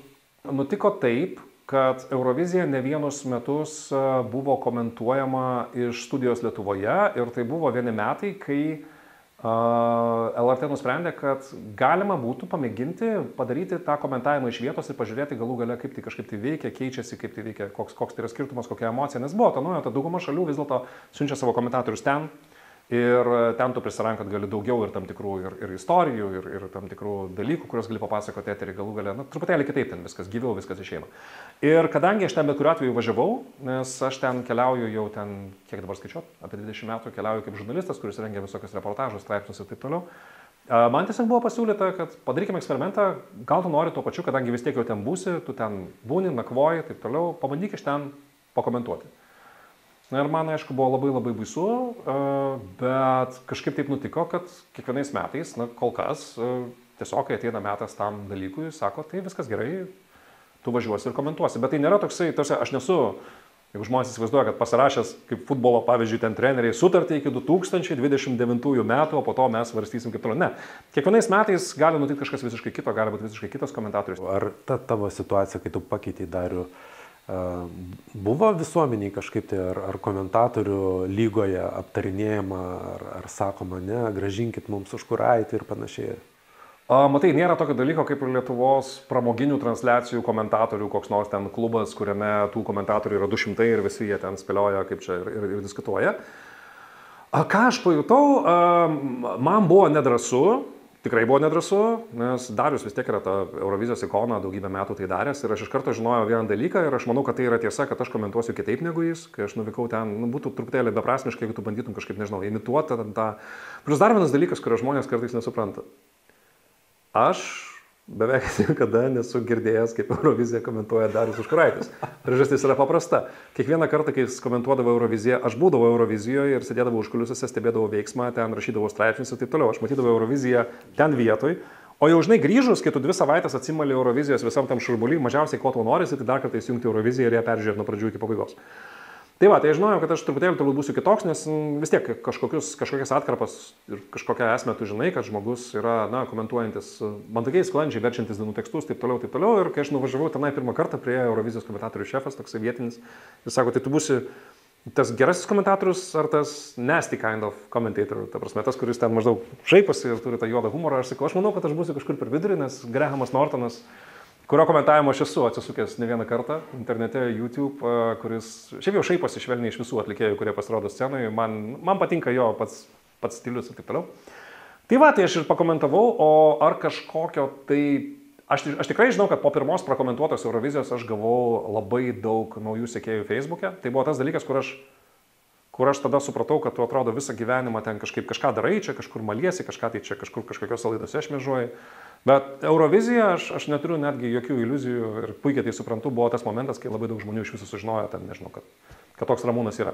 Tai praktiškai po to tapai tarsi muzikos influenceriu, jeigu galima tai pavadinti. Aš nežinau, ar aš ten tapau influenceriu ir kažkaip, bet kad tas dalykas suteikia tam tikrą dėmesį, tai aš tikrai nebejoju. Ar buvo neigiamų kažkokių dalykų? Taip, aš kažkiek ten tų komentarų matydavau, kad ten natūralu visiškai, kad visiems negali patikti. Ten būdavo, kad vieni sakydavo, o valio, ačiū Dievui, pagaliau linksma žiūrėti Euroviziją ten ir galima pakikenti, ir galima ten ir rimčiau pažiūrėti, visai galima. Kiti, pavyzdžiui, norėtų, kad tai būtų labai rimta. Su manim, ko gero, taip nelabai įvyks. Ta prasme, nes aš esu 20 metų ten keliaudamas, patyręs ir pastebėjęs vieną dalyką, ko mes Lietuvoje nesuprantam, tai kiek daug Eurovizijoje yra ironijos, karnavalo, humoro ir didelio noro iš savęs pasijuokti irgi. Tai atrankose, pavyzdžiui, mes kartais to pasigendam Lietuvoje, kad žmonės taip kažkaip žiūri. Labai rimtai. Muzikinė olimpiada, čia, žinai, normatyvai, čia medaliai kabinami ir taip toliau. Ne, Eurovizija dar prie viso to turi labai daug kičo, humoro, ironijos ir tą dalyką kažkaip irgi norisi perteikti. Tai nežinau, kol kas manęs neišmetė iš komentatorių, tai vadinasi, turbūt kažkaip tai tinka. Tai Lolita Zero dar šlovės akimirką gali šauti. O čia labai geras klausimas. Dėl Lolitos Zero... Aš nesu nei Lolitos Zero didelis gerbėjas, nei didelis skeptikas. Vienas dalykas, kurį aš pajutau per jos paskutinį pasirodymą Eurovizijoje atrankoje, yra tas, kad aš būčiau išsigandęs vien dėl to siūsti, neslėpsiu, vien dėl vokalinių dalykų tenai. Nes ta prasme, tai neskamba taip įspūdingai, kaip turbūt turėtų skambėti scenoje. Ir vienas dalykas, antras dalykas. Aš esu matęs tiek daug variantų, kai netgi patyrę dainininkai ten susimauna paskui iš jaudulio ir ten atrodo, ten nėra ką dainuotojai dainuoja, bet vis tiek ten gali kažkaip tai suklysti. Aš nesu tas, kuris galvoja, kad čia kažkaip tai atstums ten tie ragai ar įvaizdis ar kažkas tai. Bet iš kitos pusės, aš lygiai taip pat manau, kad tas įvaizdis, jis nėra nei toks provokuojantis, nei tam tikrą prasme toks įdomus, kaip mums kartais čia Lietuvoje mažai viso to mačius gali atrodyti. Ten sunku būtų nustebinti su tuo. Tai yra, tvarkoja, teatrališkas numeris, viskas tvarkoja, bet o kur vis dėlto yra, kur daina ir kur tai visi kiti dalykai. Bet kodėl ne, Lolita Zero, aš visiškai įsivaizduoju, jeigu dar ateis į atranką ir, pavyzdžiui, vėl su kažkokiu kitokiu kūriniu ir niekas nesako, kad Lolita Zero neturi, negali ar ateiti ar negali laimėti. Lolita irgi turi ambicijų. Tai svajonių aš nebejoju irgi. Kas yra gera muzika pagal Ramūną Zilnį? Ir šiaip beje, Ramūnai, tu klausais muziką kur? Spotify, vinilas? Tu žinai, aš turiu 2 vaikus ir patefonas yra toje pačioje vietoje, kur yra svetainė ir televizorius, tai galimybę užsidėti plokštelę garsiai kaip aš noriu, aš turiu, arba kai ten karts nuo karto pasitaiko proga dirbti iš namų, ar tu sėdi prie kompiuterio, pasileidi ten ir taip toliau. Aš tai dažniausiai ausinės, tas pats Spotify'us, namuose taip yra nemaža vinilų kolekcija, kuriuo aš turiu galimybę klausytis Rečiau negu norėčiau, bet aš vis galvoju, nes aš turiu tokį darbo kambarėlį, galvoju, reikėtų gal arba persinešti ten patefoną, arba ten pasidėti kažkaip tai ir klausytis. Nuolat klausysi. Bet kas yra gera muzika? Nežinau, man asmeniškai, kas yra mano mėgstama muzika, man labai patinka džiazas. Labai patinka džiazas. Man patinka melodinga elektronika. Galiu ten valandas klausytis kokį nors norvegų, nežinau, Röyksopp pirmo albumo ar kažko panašaus. Man patinka nekvailai parašyti pop dainų tekstai. Man patinka... Bet daug kas man patinka iš tikrųjų. Lady Gaga man patinka. Aš žinau, kad su kuo aš nejaučiu kažkokio tai, dažnai nejaučiu kažkokio tai galingo, nežinau, emocinio ryšio, tai turbūt su didelė dalimi, čia nepaslaptis, dabartinės hip-hopo muzikos. Ta prasme, ten visų tų, žinai, kur 7 minutės žmogus tą pačią tonaciją vograuja apie tai panosimi, kad čia viskas, man čia maždaug čia liūdna ir aš čia einu ir ten pasaulis ten kažkoks neteisingas. Šito aš esu gavęs dovanų tokių vinilų ir aš ten perklausiau juos vieną kartą ir galvoju, kaip tai yra monotoniška. Bet aš suprantu, kad aš nesu tos muzikos ten tikslinė auditorija ir taip toliau. Muzika, kuri sukelia tam tikrą emociją, turbūt pats paprasčiausias atsakymas. Aš nelabai... Muzika turi sukelti emociją. O grįžtant prie vinilo, vinilas tai kas čia yra? Naujas trendas ar vis dėlto kokybės ženklas? Net tas pats Lauras Lučiūnas perėjo prie vinilų leidybos. Gamina. Spaudžia plokšteles, netrūksta dūmai. Ar čia galbūt apskritai yra paskutinis formatas, kur dar tu gali išleisti muziką, nes visa kita jau yra internete? Supranti, galima žiūrėti keliais skirtingais būdais į šitą dalyką. Skeptiko žiūrėjimas į šitą dalyką būtų. Aš nesu skeptikas, aš esu vinilo netgi lengvas maniakas, bet aš irgi lygiai taip pat suprantu, mano, pavyzdžiui, aparatūra garso nėra tokia gera, kad aš ten super labai smarkiai girdėčiau skirtumą. Ir manau, kad absoliučiai didžioji dalis žmonių pasaulyje, kurie perka dabar vinilo plokšteles, neturi tokios aparatūros, kur jau galėtum ten visus tuos nuostabius dalykus atskirti ir ten tos visus fantastinius, dieviškus dažnius išgirsti, kurių niekada neišgirsi, nedvasingoje kompaktiniai plokšteliai arba kažkokiam ten interneto stream'e. Aš manau, kad daliai žmonių tai yra tam tikro... Tu žinai, tam tikro... Aš manau, kad tam tikrą prasme vinilo renesansas gali reikšti, jog pasaulis per gerai gyvena, nes iš esmės tai yra tam tikro yra ir įsidirbinėjimo tame daliai žmonių, nes yra toks, čia kažkaip tai, neįdomu, supranti, parsineš namo ten tą telefoną, iš kurio puikiausiai gali pasileistą muziką, bet tai yra tam tikras snobizmas, nes labai gerai, žinai, prie kavos stalelio atrodo ta vinilų dėžutė ir taip toliau, ir tai yra tam tikras stiliaus ženklas. Būna labai juokinga, kartais žmonės nusiperka tas brangias plokšteles, nusiperka labai prastą, bet gražiai atrodantį patefoną lagaminėlėje, kuris gadina ir drožia tas plokšteles ir iš jų nieko nelieka labai greitai, bet nesusigaudo, kad tų plokštelių ant tokio patefono klausyti tikrai nereikia. Tai daliai yra tam tikro įvaizdžio galbūt dalis. Dalis yra audiofilai, kurie perka visus tos paauksuotus laidus, leidžia 10 000 eurų tai prabangiai aparatūrai, mėgaujasi tuo savo japonišku leidiniu, kuris kainuoja 150 eurų ir jau kai jį užsidėsi ir šalia pasimsi taurelę gero viskio, tai tu nukeliausi į kitą dimensiją ir suprasi, kad niekada gyvenime dar nebuvai klausęs muzikos, nes tik šitas ritualas yra tikrasis muzikos klausimas. Dar dalis kaip aš pavyzdžiui, visiškai neslepiu, aš manau, kad mano susižavėjimo vinilų didelė dalis yra nostalgija iš vaikystės, nes tai buvo patefonas namie, buvo tėčio plokštelės ir man patinka ritualas paties plokštelės, nežinau, dulkių nupūtimo, uždėjimo, apvertimo, paskaitimo tekstų ir taip toliau. Aš tiesiog labiau susikaupiu klausydamas muzikos tokiu būdu, nes jeigu tu klausysi muzikos per ausines, eidamas vidury prekybos centro ir ten ieškodamas, žinai, medienos arba skalbio miltelių ar kažko, tai tu gal mažiau dėmesio tai muzikai skiri. Bet aš dabar pabūsiu Grinčas ir tam pačiam Laurui Lučiūnui, kuris labai supyks, jeigu dabar žiūrės, pasakysiu, kad aš jam gadinu nuotaiką visą laiką, nes jis ištagintų, kad jis žmogus atidarė plokštelių fabriką ir aš žinau, kad ten įdėjo daug pinigų. Ir duok Dieve, kad ten viskas būtų gerai. Aš visada už lietuvišką verslą ir aš tikiu, kad viskas bus gerai. Nes tikrai užteks dar metų, kai visas šitas vinilo reikalas eis. Bet tikrai ateis diena, kai tai baigsis. Ir ne tik dėl to, kad viskas eina ciklais, ar ne? Kadaise buvo plokštelės, paskui atėjo kitas formatas, ten taip toliau. Mes visi suprantam, kad dabar vinilas sugrįžęs ne tuo natūraliu būdu, kaip visada ateidavo naujas formatas. Naujas formatas ateidavo dėl patogumo. Ar ne, buvo vinilo plokštelės, jos didelės, blogai, atėjo kasetės, jos mažesnės, jos patogesnės, atėjo kompaktai, gera garso kokybė, netoks dydis kaip vinilo, taip toliau viskas gerai, atėjo internetas, pats geriausias būdas klausytis. Vinilas sugrįžo kaip tam tikras fetišizavimas, tam tikros praeities, tam tikro, ta prasme, tai kaip interjero vos ne elementas iš esmės, nes kaip fainai viskas atrodo. Dabar žinai, kodėl vinilai anksčiau ir vėliau jie turėjo sustoti ir tai po truputį jau vyksta. Laurai, užsikimšk ausis.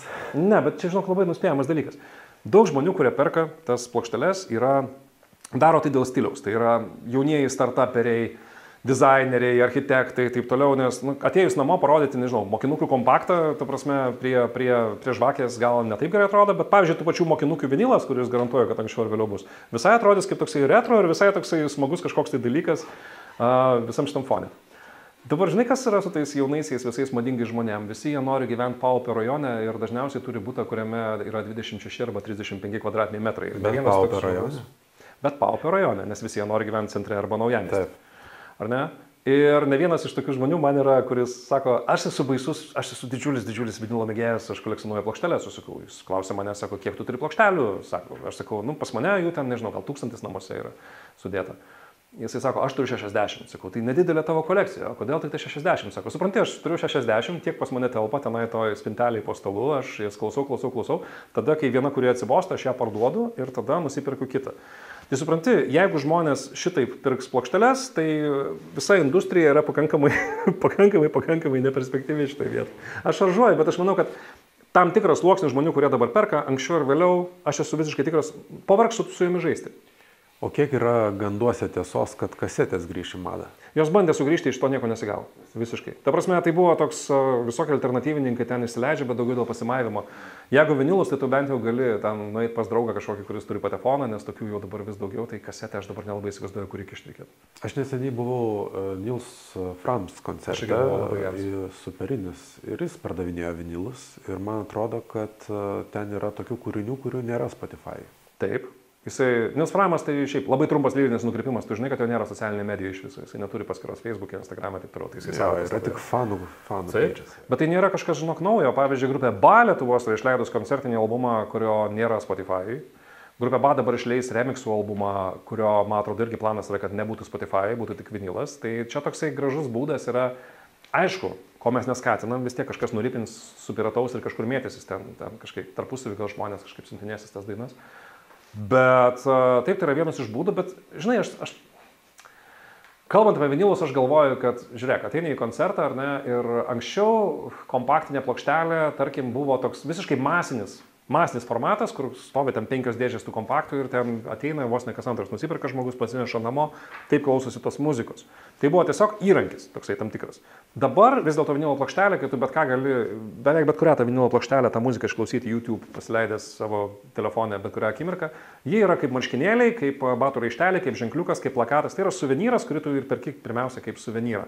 Didelė dalis žmonių būtent taip tą muziką perka. Ir pažiūrėsim. Man neatsibodo kol kas. Mano žmona pyksta manęs labai, bet mes neminėsim švedų firmos, kuri gamina baldus lengvai surinkamus, bet mes kažkokius 2 mėnesius aš taip ateinu ir sakau, žiūrėk, mums reikėtų ten nuvažiuoti. Ir jinai sako, dar vieną tą lentyną, kur ten labai patogiai telpa. Sakau, aš buvau knygų mugėj, man padovanojo plokštelių ir aš dabar turiu jas kažkur pasidėti, tai jos kaupėsi. Okay. O kompaktai, kokio velnio dar juos leisti? Aš nežinau, ar dar kas turi, ar nusipirka kompaktų grotuvą, jų nebėra, man atrodo. Dabar žiūrėk. Aš irgi norėjau labai išmesti, pas mane jų susikaupė irgi keli tūkstančiai, ačiū Dievui nenamie, čia pas mano sutuoktinės giminaičius, ten kažkur ant aukšto, jie ten guli tos dėžės, ten, nežinau, 8-9 metus. Ir aš ne vieną kartą galvoju, viskas, aš ten kažkaip tai, bet turiu pažįstamų, kurie sako, palauk, bent jau pasilik tuos, kurie su autografais, nes tai ten yra toks, vis tiek simbolinė kažkokia tai sentimentali vertė. Ir ką tu savo galvoji, išėjo čia prieš mėnesį kokį, ar tai New York Times straipsnis, ar tai kažkas tai, kur pradėjo tyrinėti jaunų žmonių elgesį ir atrado, kad yra daug 16-mečių, kurie ateina į koncertą, ar ten, nežinau, 17-mečių. Ir supranti, kas yra? Yra žmonių, kurie atėjo į tą koncertą pirmą kartą gyvenime iš viso pamatė kompaktinę plokštelę. Jiems tai nesiasocijuoja kaip su kažkokiu pasenusiu, kažkokiu ten, žinai, ten tėvų, senelių, nebeaktualiu kažkokiu formatu, ne. Ir iliustravo tą straipsnį kuriame buvo ir pokalbis su keliais to koncerto lankytojais. Žinai, kas iliustravo? Iliustravo į užpakalinę džinsų kišenę įkištas kompaktas. Ir pokalbis su tais jaunais žmonėm, kurie ateina, sako, mes tai taip norėjom nusipirkti tos grupės muzikos, bet tą vinylą po pažastim tasytis, o šitas įstriukęs kišenė, koks geras formatas, reikia surasti, kur, reiškės, kur ant ko jį tik uždėti, pagrot ir čia aš tai norėčiau tokius rinkti. Yra teorija, kad kompaktai, kurių, kalbėkime atvirai, tas skambesio kokybė iš tikrųjų ir ne vienas tau garso specialistas tikrai pasakys, kad nelenkia vinylas tų kompaktinių, gal tam tikras šiluma, traškesys, taip toliau, bet kompaktas vis dėlto yra labai geras formatas su gera kokybė, gali būti, kad jisai sugrįž. Tai aš neskubu išmesti savo tų kelių tūkstančių, nes jau kai kurie, žinok, jau vėl prasidėjo internete, jau prasideda ir pardavimai, ir po truputėlį liktai tos kainos auga, kur buvo nusiritusios ten iki, nežinau, už 3 eurus galėjai bet kurį ten albumą turbūt nusipirkti. Tai pažiūrėsime. O kaip tą muzikos visą pasaulį pakeitė naujosios technologijos ir pačią kūrybą, atlikimą? Vieną dalyką, kurį labai pakeitė, yra toksai, visą laiką galvoju apie tai, kad dar prieš kokius 10 metų, žinai, koks būdavo nusiskundimas su Eurovizija, pas tuos rimtai save vertančius popdainų kūrėjus. Kaip čia yra, tik tai 3 minutės, į jas neįmanoma sukišti idėjos, čia viskas labai apkarpyta, labai paknopstom, taip toliau. Dabar jeigu tu pasižiūrėsi bet kurį populiariausią albumą pasaulyje, ypač jaunų atlikėjų, tu žinok, 3 minutės jau yra labai daug. Netgi lietuvių artistų, jeigu tu žiūri, tai 2 minutės 30, 2 minutės 25 darosi visiškas standartas. Ir būtent technologijos pakeitė šitą dalyką per tą prizmę, kad jaunieji klausytojai, kuriuos visi medžioja, nes visose biznėse, nuo žiniasklaidos iki muzikos, iki ten prekybos, nežinau, maisto produktais ar madingais drabužiais, visigi nori pasiekti jaunimą, nes jaunimas yra ateitis.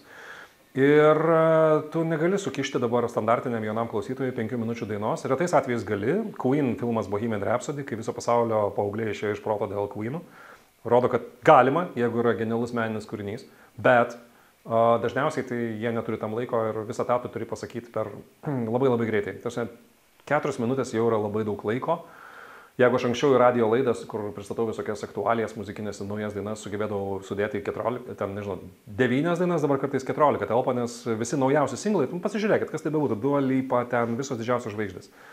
Iš esmės tai lenda mažiau negu 3 minutės jau, nes žmonės neištvers pasiklausyti ilgiau. Ir tai yra tam tikros formulės. Tiesiog technologijos, galimybė ištirti klausytojų elgesį padarė taip, kad viskas daroma pagal formulės. Ir aš nieko nepamiršiu. Ta prasme, čia buvo labai paprasta paskaita kažkokia mūgiai, kur vienas kompozitorius ten sako, žiūrėkit, ką bendro turi ten Lady Gagos daina Bad Romance, pavyzdžiui.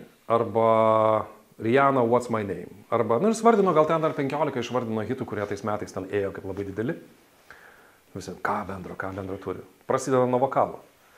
Oh, Nana, What's My Name, arba Lady Gaga, ta prasme, ir, o kas čia yra, sako, turi prasidėti nuo priedainio. Čia vėlgi nauja dabar mada, nauja formulė, visi pagavo, kad jeigu tu paleisi kažkokią 30 sekundžių įžangą, žmogus perjungs į kitą Spotify visiškai į kitą kūrinį, nes iš esmės jam jau nuobodu, nėra vokalo, taip toliau. Tai supranti, viskas pasidarė formulės, viskas pasidarė matematika. Jeigu anksčiau visą tą buvo galima nujausti, arba tie tyrimai kainuodavo, tarkim, labai brangiai, ar ne?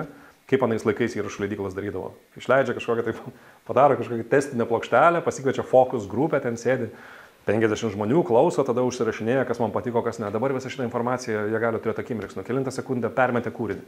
Kodėl permetė, koks yra reitas, kodėl, o kurį daugiausiai klausė, tai yra aukso amžius tas formulės išvesti, bet tuo pačiu galima sakyti, kad tai rėmina visą tą kūrybingumą, jeigu žmonės vis dėlto pirmiausia nori, kad tai būtų populiaru ir uždirbtų pinigų. O dirbtinis intelektas padarys daugiau žalos ar naudos?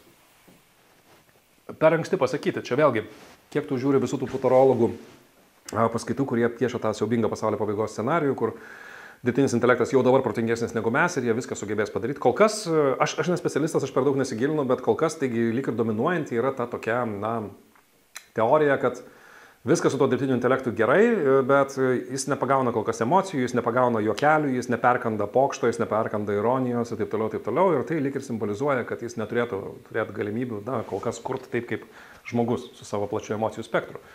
Bet perspektyvoje niekas nežinom, kaip ten bus. Yra tam tų baisių.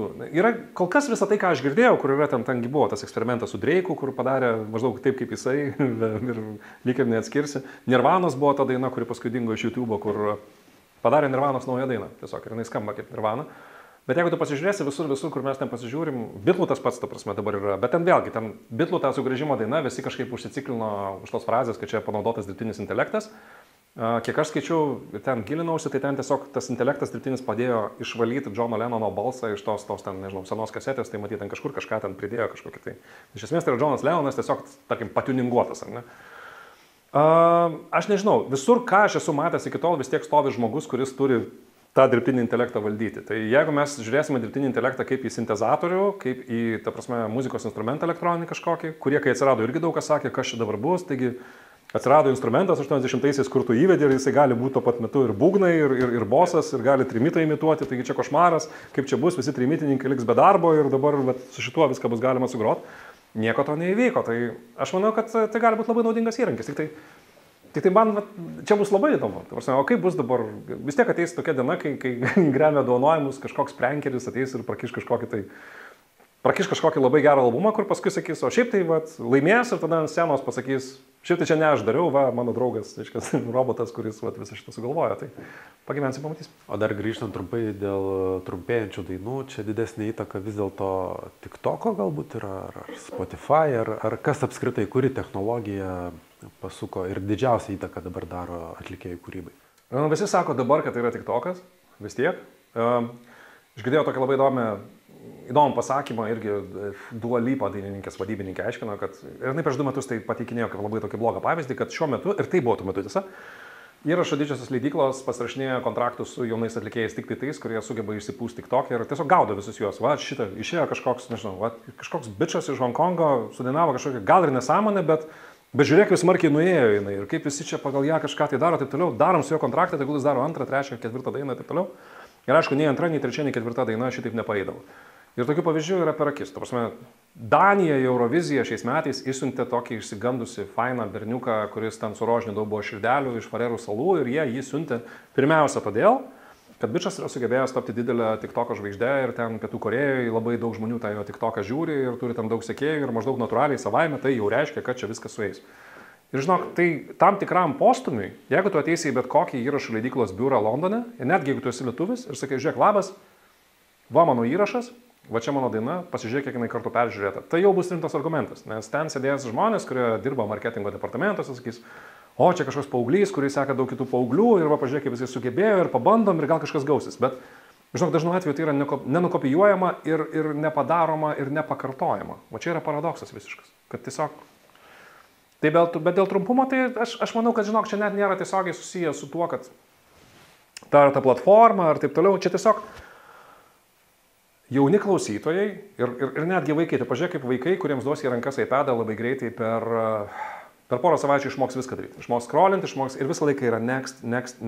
Aš atsimenu, čia blogas pavyzdys šiaip iš tikrųjų, bet mes kažkaip vis tiek su ekranais augi. Mano dukrai dabar yra 8 metai ir jinai matydavo, kaip ten tėvai ten, nežinau, tos storius scrollina, ar ne, eina prie jas.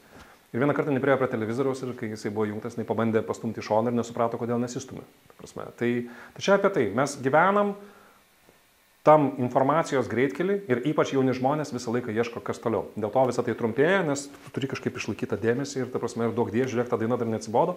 Ir jeigu dar peršoko į kitą tavo dainą, tada, ta prasme, ir dar antrą klauso, čia jau iš vis labai gerai. Tai taip.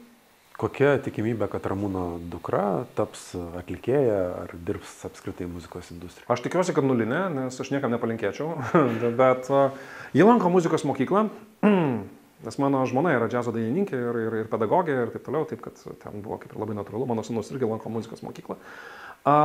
Dukra prieš miegą vis sako, kad jie labiau norėtų piešti negu mokytis muzikos. Bet tėvai negirdi. Erzina. Aš tai girdžiu, bet žmona ten sakė, žiūrėk, pasižiūrim ten. Ne, jeigu visai rimtai, tai aš nežinau kokia tikimybė, nes manau, kad kas mane žavi dabartiniai jaunoji kartoj, tu žinok, jie taip drąsiai, jie drąsiai svajoja, jie keičia tas svajonės, jie nebijo, mes turbūt su tavim, aš nežinau, turbūt mes priklausom kartai, kur mes ten vis tiek buvom tokie, kad va išsirinki karjerą ir per ją čia eini ir joje bandai viską čia dėliotis ir ten piešti savo tikslus, ten daryti tą, na. Šitie jauni žmonės, žinok, vieną dieną jie nori būti, nežinau, vieną dieną jie nori būti verslininkais, kitą programuotojais, trečią sako, kad nori būti ten, nežinau, važiuoti ten savanoriauti į Afriką, ketvirtą. Ir labai labai žavu, aš manau, kad iš vis auga karta, kuri su tam tikrą prasme su visai kitom paradigmom bus. Jie neturės to įsikabinimo, jie drąsiau ieškos savęs, mažiau bijos kažką keisti. Ir jeigu norės būti muzikantė, dainininkė, arba ten lysti į muzikos vadybą, daug dievė, dėl Dievo meilės. Tai svarbu, kad žmogus būtų laimingas. Bet aš pakankamai prisižiūrėjau per šitos 25 metus. Na, jeigu skaičiuot, kad aš 14 pradėjau vesti radio laidą, tai man dabar 44, tai aš 30 metų vienoje ar kitai formoje visame šitame. Pakankamai prisižiūrėjau, kad suprasčiau, kad labai sudėtingas kelias. O pats esi bandęs dainuoti? Ne. Groji? Ne. Manęs neleido į muzikos mokyklą. Tėvai. Tiesiog. Nes sakė, tu turėjai būti inžinierium. Tai... Kas šiandien dienai dar gali atkreipti į save dėmesio, jeigu tu galbūt neturi dainos ar dar kažko. Arba kitaip paklausiu, kiek svarbu sukurti aplink save skandalą. Tai žinau, Selas, Jordana, ta pati, ar Rammsteinų. Nu, Rammsteinų tai atskira tema iš viso, nes aš nemanau, kad jie tuo skandalu džiaugiasi. Jiems galų gale kol kas gana pozityviai viskas baigėsi, visi teismai nutraukti, jie kitais metais daro koncertus, bet aš manau, kad jiems tikrai labiau pakenkė negu padėjo. Ta prasme. Tai gal ne skandalą, bet ne pro šalį turėti kokią nors istoriją. Tik jinai turi būti pakankamai įtikinama ir organiška. Ir, žinai, kai žiūri visokią muzikinę dokumentiką, kurią mes irgi rodom per LRT Plus kiekvienų metų pradžioj, tu ten matai visokiausių. Tai yra klasikinės istorijos, kai ten pasijaunina atlikėjai ten iš serijos, arba ten išgalvoja kokį romaną, arba slepia kokį nors romaną. Čia irgi mes Davido Beckhamo turbūt visi dokumentinį dabar matėm, ten, kur ten visokių labai juokingų istorijų yra su Spice Girls ir taip toliau. Svarbiausia, kad tai būtų įtikinama ir svarbiausia, kad tai būtų laiku ir vietoj, kad tai būtų skoninga. Tiek to, gerai, aš neminėsiu vardo žmogaus, bet aš tau papasakosiu istoriją, kad tau būtų pavyzdys, kas yra blogo skandalo arba blogo bandymo atkreipti dėmesį į save pavyzdys. Jokia paslaptis, kad Lietuvoje yra labai įprastas dalykas siuntinėti pranešimus spaudai apie savo dainą, apie savo naują vaizdo klipą, apie savo koncertą, bet kartais atlikėjai siunčia keistų pranešimų spaudai. Ir tai buvo antra karo pilnos apimties Ukrainoje savaitė. Ir vienas atlikėjas atsiuntė pranešimą spaudai. Dar kartą primenu kontekstą, žinok, tas 2 savaitės ir ten kokį mėnesį, nei vienas Lietuvos atlikėjas jau su savo dainom, visi sustabdė savo leidinius, visą kitą, nes tiesiog prisiminkim, kokia buvo tuo metu nuotaika. Tikrai negalvoju, buvo muzika ir visi suprato, kad dabar rėkdamas, kad mano nauja daina ir, nežinau, pirkit bilietus į mano koncertą, tu atrodysi keistai. Ir vienas žinomas Lietuvos atlikėjas atsiunčia pranešimą spaudai, kuriame yra, aš pirmiausia atkreipiau dėmesį į nuotraukas, nes telefone, ten kažkaip labai anksti ryte buvo atsiųsta, aš pramerkiau akis, pinktelėjo ten elektroninis laiškas, viską ten. Ir ten pirmiausia, aš kažkaip iliustracijos, ten kažkoks, ten prakastas kebabas iliustracija, kažkoks čekis, kažkokios nuotraukos, kažkoks bolto užsakymas, telefono krūvas skrinšotų ir atlikėjo nuotrauką. Ir aš žiūriu, nesuprantu kas, nes kažkaip, kol aš prisikasiu iki teksto, kurį jis nori pateikti Lietuvos žiniasklaidai, aš ten praėjo šitiek laiko ir aš atsidarau tą tekstą. Ir tu nepatikėsi.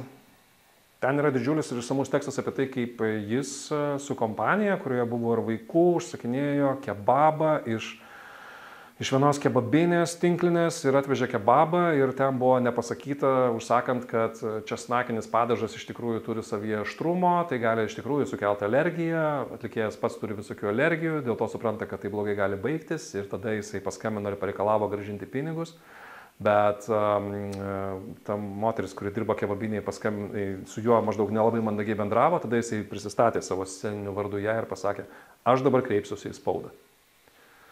Ir štai tai jisai padarė. Ir po to aš dar sulaukiau, ir po to jis dar parašė žinučių, kiek žinau, ne man, bet ir kitiems žurnalistam kolegams, o tai kodėl jis šito neišpublikavo. Todėl, kad tai yra tiesiog buitinis toksai, kur tu gali kreiptis, nežinau, į vartotojų teisės, ten, taip toliau, į medikus, ten, kažkaip kreiptis kažkur, tai sakai, žiūrėkit, čia ten kažkas tai, bet. Tai va, tai ne visos istorijos, kurias žmonės siunčia apie save ir bando jomis sudominti, yra kažkaip įtikinamos, tinkamos ir taip toliau. Bet kažkokią istoriją turėti aplink save visada yra verta. Nes, žinok, tai kai ateina kažkokia, nežinau, jaunas artistas, kuris neturi apie save visiškai ko papasakoti ir tai irgi nėra gerai. Žmogus, jeigu jis sudomina dainą, jis nori turėti dar kažką tai šalia to, kad kodėl jis turėtų domėtis tuo atlikėju. Kaip tu manai, kodėl vis dar vėl keliamas naktinių personų skandalas? Čia vėl kontekstui. Tai čia naktinės personos, kur Alanas Chošnau užregistravo dainas, kur Aras Weberis nenorėjo, kad būtų užregistruotos Alano Chošnau. Čia labai sudėtinga, čia reikėtų pusę valandos aiškinti visą tą esmę. Aš tau pasakysiu netgi taip, kad nesu jau visiškai tikras, kad Alanas Chošnau padarė kažką visiškai neteisėto grinai pagal įstatymo raidę šitoje vietoje. Čia nebūtinai taip yra kaip, bet taip, jie, žodžiu, du geri draugai dabar nebesišneka ir iš esmės ten, nežinau. Bent jau vienas iš jų, Aras Weberis, yra labai piktas ant Alano Chošnau ir nori, kad Alanas Chošnau nebedainuotų viešai ir ten naktinių personų dainų, kad jos nebūtų transliuojamos. Čia, žinok, teisininkai visi turi visą tai atsakyti. Man tiesiog visose tokiose situacijose visada yra labai liūdna, kad kaip viskas gali šitaip viskas šitaip išsivinioti. Nesupranti, kas yra. Aš tai klausiau paauglystę naktinių personų ir aš nežinau, ar tu klausėjai naktinių personų, bet tai buvo tikrai gana didelį emocinį krūvį nešus ir daug įtakos padarius grupę daugam ir jie dabar kažkaip nesusišneka. Tai va čia irgi, žinai, kas yra? Čia yra mažos šalies, iš vienos pusės norėjau sakyti, kad čia yra mažos šalies sindromas, nes jeigu mes paimkim ir dabar perkelkim tai į kažkokią tai didžiulę pasaulinę rinką, kažkokią labai didelę ir svarbią, nežinau, kas yra naktinės personos, gerai. Tai yra Duran Duran, tarkim, įsivaizduokim, ar ne? Ten, pavyzdžiui, naktinės personos yra grupė Duran Duran. Ir va, 2 Duran Duran nariai sako, žiūrėk, jūs 3 ten eikit jūs po velnių, ten mes čia susipykom, čia kažkas čia gavosi ir prašom Duran Duran, tegul niekur neskamba. Tai būtų išspręsta per 1 mėnesį, nes būtų pajungta patys galingiausi, ta prasme, teisininkai, kurie labai greitai išaiškintų, kad jums labiau apsimoka susitaikyti negu nesitaikyti ir pasiekite kažkokią tai, kažkokią tai sutartį ir tegul tos dainos skamba toliau. Lietuva yra maža šalis, kurioje tai gali, žinok, aš tai įsivaizduoju, kad čia gali visai, tai gali būti, kad mes ten, nežinau, 5 metus tą situaciją turėsim. Kodėl ne, nes iš serijos gali taip nutikti visiškai. Bet pasakęs tai, kad civilizuotam pasauliu visi susitaikė su teisininkais, tai Taylor Swift yra ten istorija, kur jinai iš naujo visus savo albumus perrašinėjo, nes jinai su niekuo ten nesitaikys ir ten yra didžiuliai pinigai ir ten va taip nutiko. Tai nežinau, kaip tau atrodo? Tu Alano Chošnau stovykloje ar Aro Weberio stovykloje? Aš visų pirma gavau kaip renginių organizatorius Weberio laišką, kad jis toks ilgas pakankamai, tai net nežinau, ar visi šiais laikais dar turi laiko tiek daug gilintis ir skaityti, kiek ten daug visokių draudimų minėti, groti. Aš manau, kad jiems geriau būtų sutaikyti ir dar vieną sugrįžimo koncertą padaryti. Tai aš manau, kad, žinok, jie sugrįžimo koncertų kartu jau kažkodėl galvoja, kad nebedarys, bet pasaulyje labai įvairiai būna. Yra tiek tų grupių, kurios susipyksta ir nebesišneka ir paskui vėl be jokių problemų šnekasi ir visą tai daro. Tai... Ramūnai, aš nesu tavęs girdėjęs kalbant apie kažką kitą nei muziką. Vis dėlto, tu turi kokį kitą hobį, ar esi kalbėjęs, ar gali kalbėti apie, nežinau, sportą, grybavimą, žūklę, dar labai nedaug, nes tai yra, žinok, tai yra paradoksas ir vėlgi mano žmona visą laiką sako, kad tai man galų gale baigsis kažkokiamis labai rimtomis problemomis, nes, suprantai, vienas dalykas, kurio žmonės gal kartais tai sunku pagauti, pavyzdžiui, mano darbo diena yra buvus savaitė, kai aš grįžtu 2 nakties iš 50 Cent koncerto, tada keliuosi 4 valandą, keliauju ten 5 valandą keliauju labą rytą, ten pristatinėti kažkokių dienos aktualijų, tada ten susirinkimas dėl kažkokio tai naujametinio filmavimo, kur reikia parinkti dainas ir taip toliau, tada radijo laida po pietą, tada vakare prototo apie muziką, o tame tarpe dar apsilankimas 2 koncertuose, kokiam nors džiazų vakarėlį, kur ten. Ta prasme, ta muzika ir užima visą laiką, dar reikia kada nors turėti jos pasiklausyti, su jais pasišnekučiuoti, su tais muzikantais, būti visą laiką.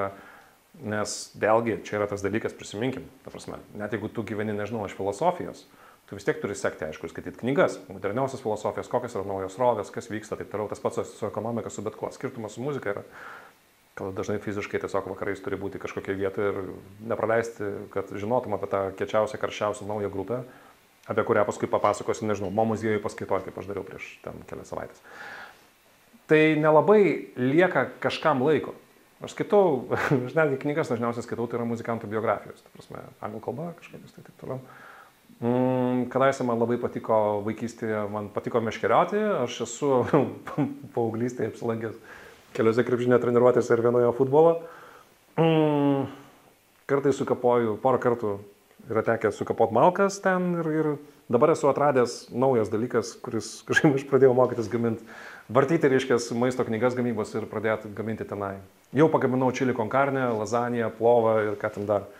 Iš Jamie Oliverio knygos kažkokią tai amerikietišką vištieną su kukurūzais. Tai dabar šiuo metu yra šita stadija, bet kiek aš girdėjau vieną Marijono Miktavičiaus interviu, sakė, čia yra vienas iš tokių terapijos formų, nes tu tiesiog paimi ir labai greitai turi rezultatą, ten 3 valandas ir tu va kažką padarei, ten paklostai savo savimylę. Nes vyrui svarbu matyti rezultatą. Labai svarbu. Aš nežinau, o tada aš pagalvoju, o ką aš norėčiau veikti, jeigu aš turėčiau labai daug laiko tiems hobiams ir, žinok, ne visada sugalvoju. Ta prasme...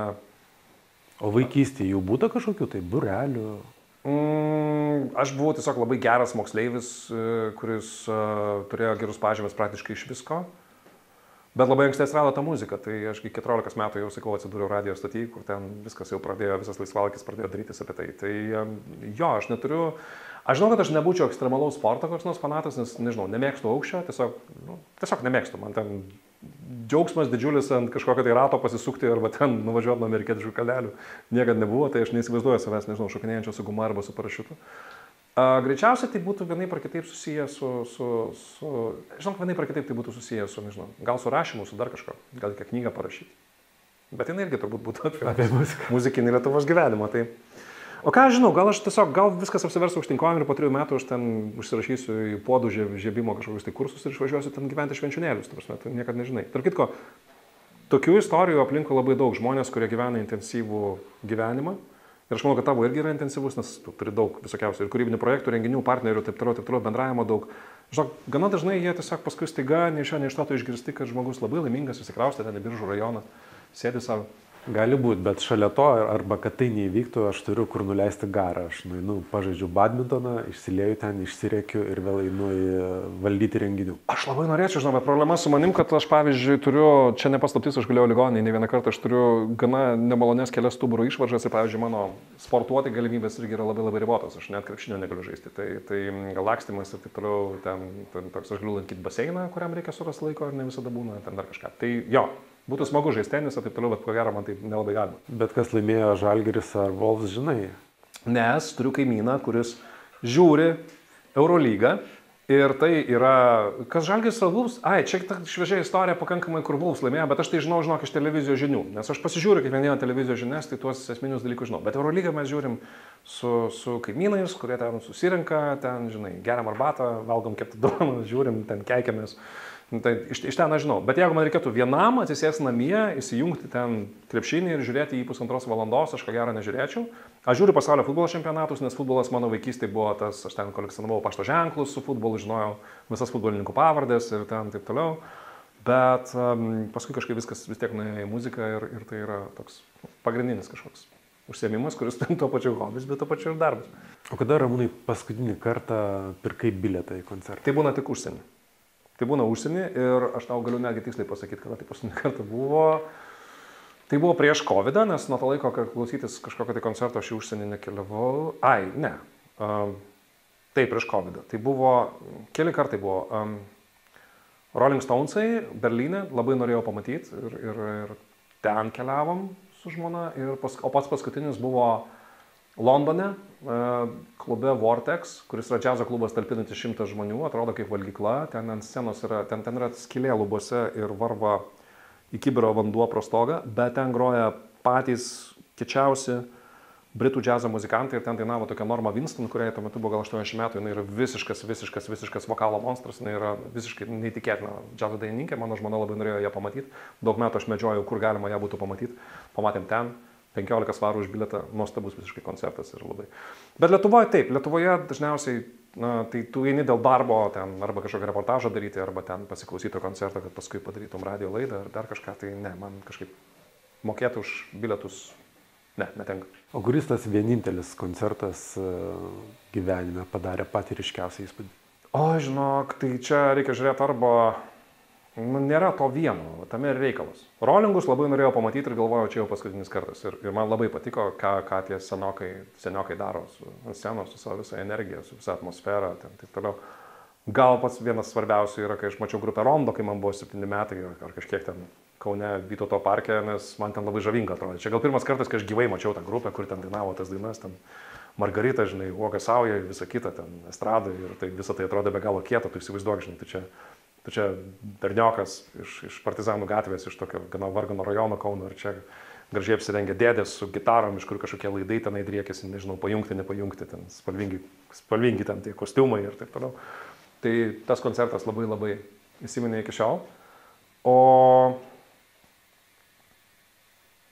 tu žinai, man svarbiausias koncertas yra visada, kai dainuoja mano žmona, jinai dainuoja džiazą ir jinai kartais pasirodo festivaliuose, nedaro to pernelyg dažnai, kartais Vilniuje, klube Džesel, ar man visada smagiausia, kai mano žmona dainuoja, man tai yra visada pats geriausias koncertas. Aš dėl to, kad jinai dainavo Vilniuje, aš nevažiavau į Måneskin koncertą šiais metais Rygoje, kur turėjau kvietimą ten ir į vakarėlį ir taip toliau, bet aš pagalvoju, Måneskin, aš jau su jais Eurovizijai pasitryniau. O jeigu žmona dainuoja, reikia nueiti ir paklausyti. Esu įstikinęs, kad teisingą sprendimą. Aš kažkaip nebejoju. Ar yra tokia grupė ar atlikėjas, kurio labai gaila, bet nebespėjama matyti, bet... Daug. Ir tokių, kartais, žinai, tai irgi tai nutinka dėl kažkokių sprendimų, kurie tuo metu, tarkim, čia gal net ne visi tokie artistai ir žino, bet tas pats Lou Reedas, kuris buvo labai svarbi alternatyvios muzikos figūra iš grupės Velvet Underground, tai jisai yra koncertavęs Rygoje, jis dabar jau miręs ir kažkaip tiesiog tai buvo kelionė tuo metu tokia su draugais, su kompanija į Italiją, mašina ir aišku pasirinki tą ir paskui nenueini į tą koncertą ir galvoji, kodėl tu to nepadarai. Jamesas Brownas tas pats Rygoje koncertavo ir aš jį nenuėjau. Ta prasme, gailėsi tų atlikėjų, kurie čia atrodo visai netoli buvo. Aš, pavyzdžiui, niekad nesu buvęs, nes vėl, aš nelabai mėgstu didelius festivalius masinius, kur ten trinasi 100 000 žmonių ir jie visi ten kažkur tai pirmyn atgal vaikšto. Aš niekada nebuvau openerį Lenkijoje, kur daug kas važiuoja iš Lietuvos. Ir ten yra grojęs Princas ir aš Princo nespėjau pamatyti. Tai aišku, bet vėl nereikia kažkaip įsivaizduoti, kad aš ten kasmet žmonės klausia, o tai į kokius užsienio koncertus dabar tu pirksi bilietus ir čia atskrisi kažkaip šiais metais žiūrėti. Aš ne taip dažnai ten skraidau į tos koncertus. Prasme, prioritetai galų gale ne visada yra tie, kad ten kartais tiesiog atostogos su šeima kažkur prie jūros yra daug smagesnis užsiėmimas, negu ten grūstis eilėje į Taylor Swift koncertą, nors aišku, aš ją irgi norėčiau bent kartą gyvenime pamatyti. Tik ne Varšuvos stadione, nevažiuokite Varšuvos stadioną.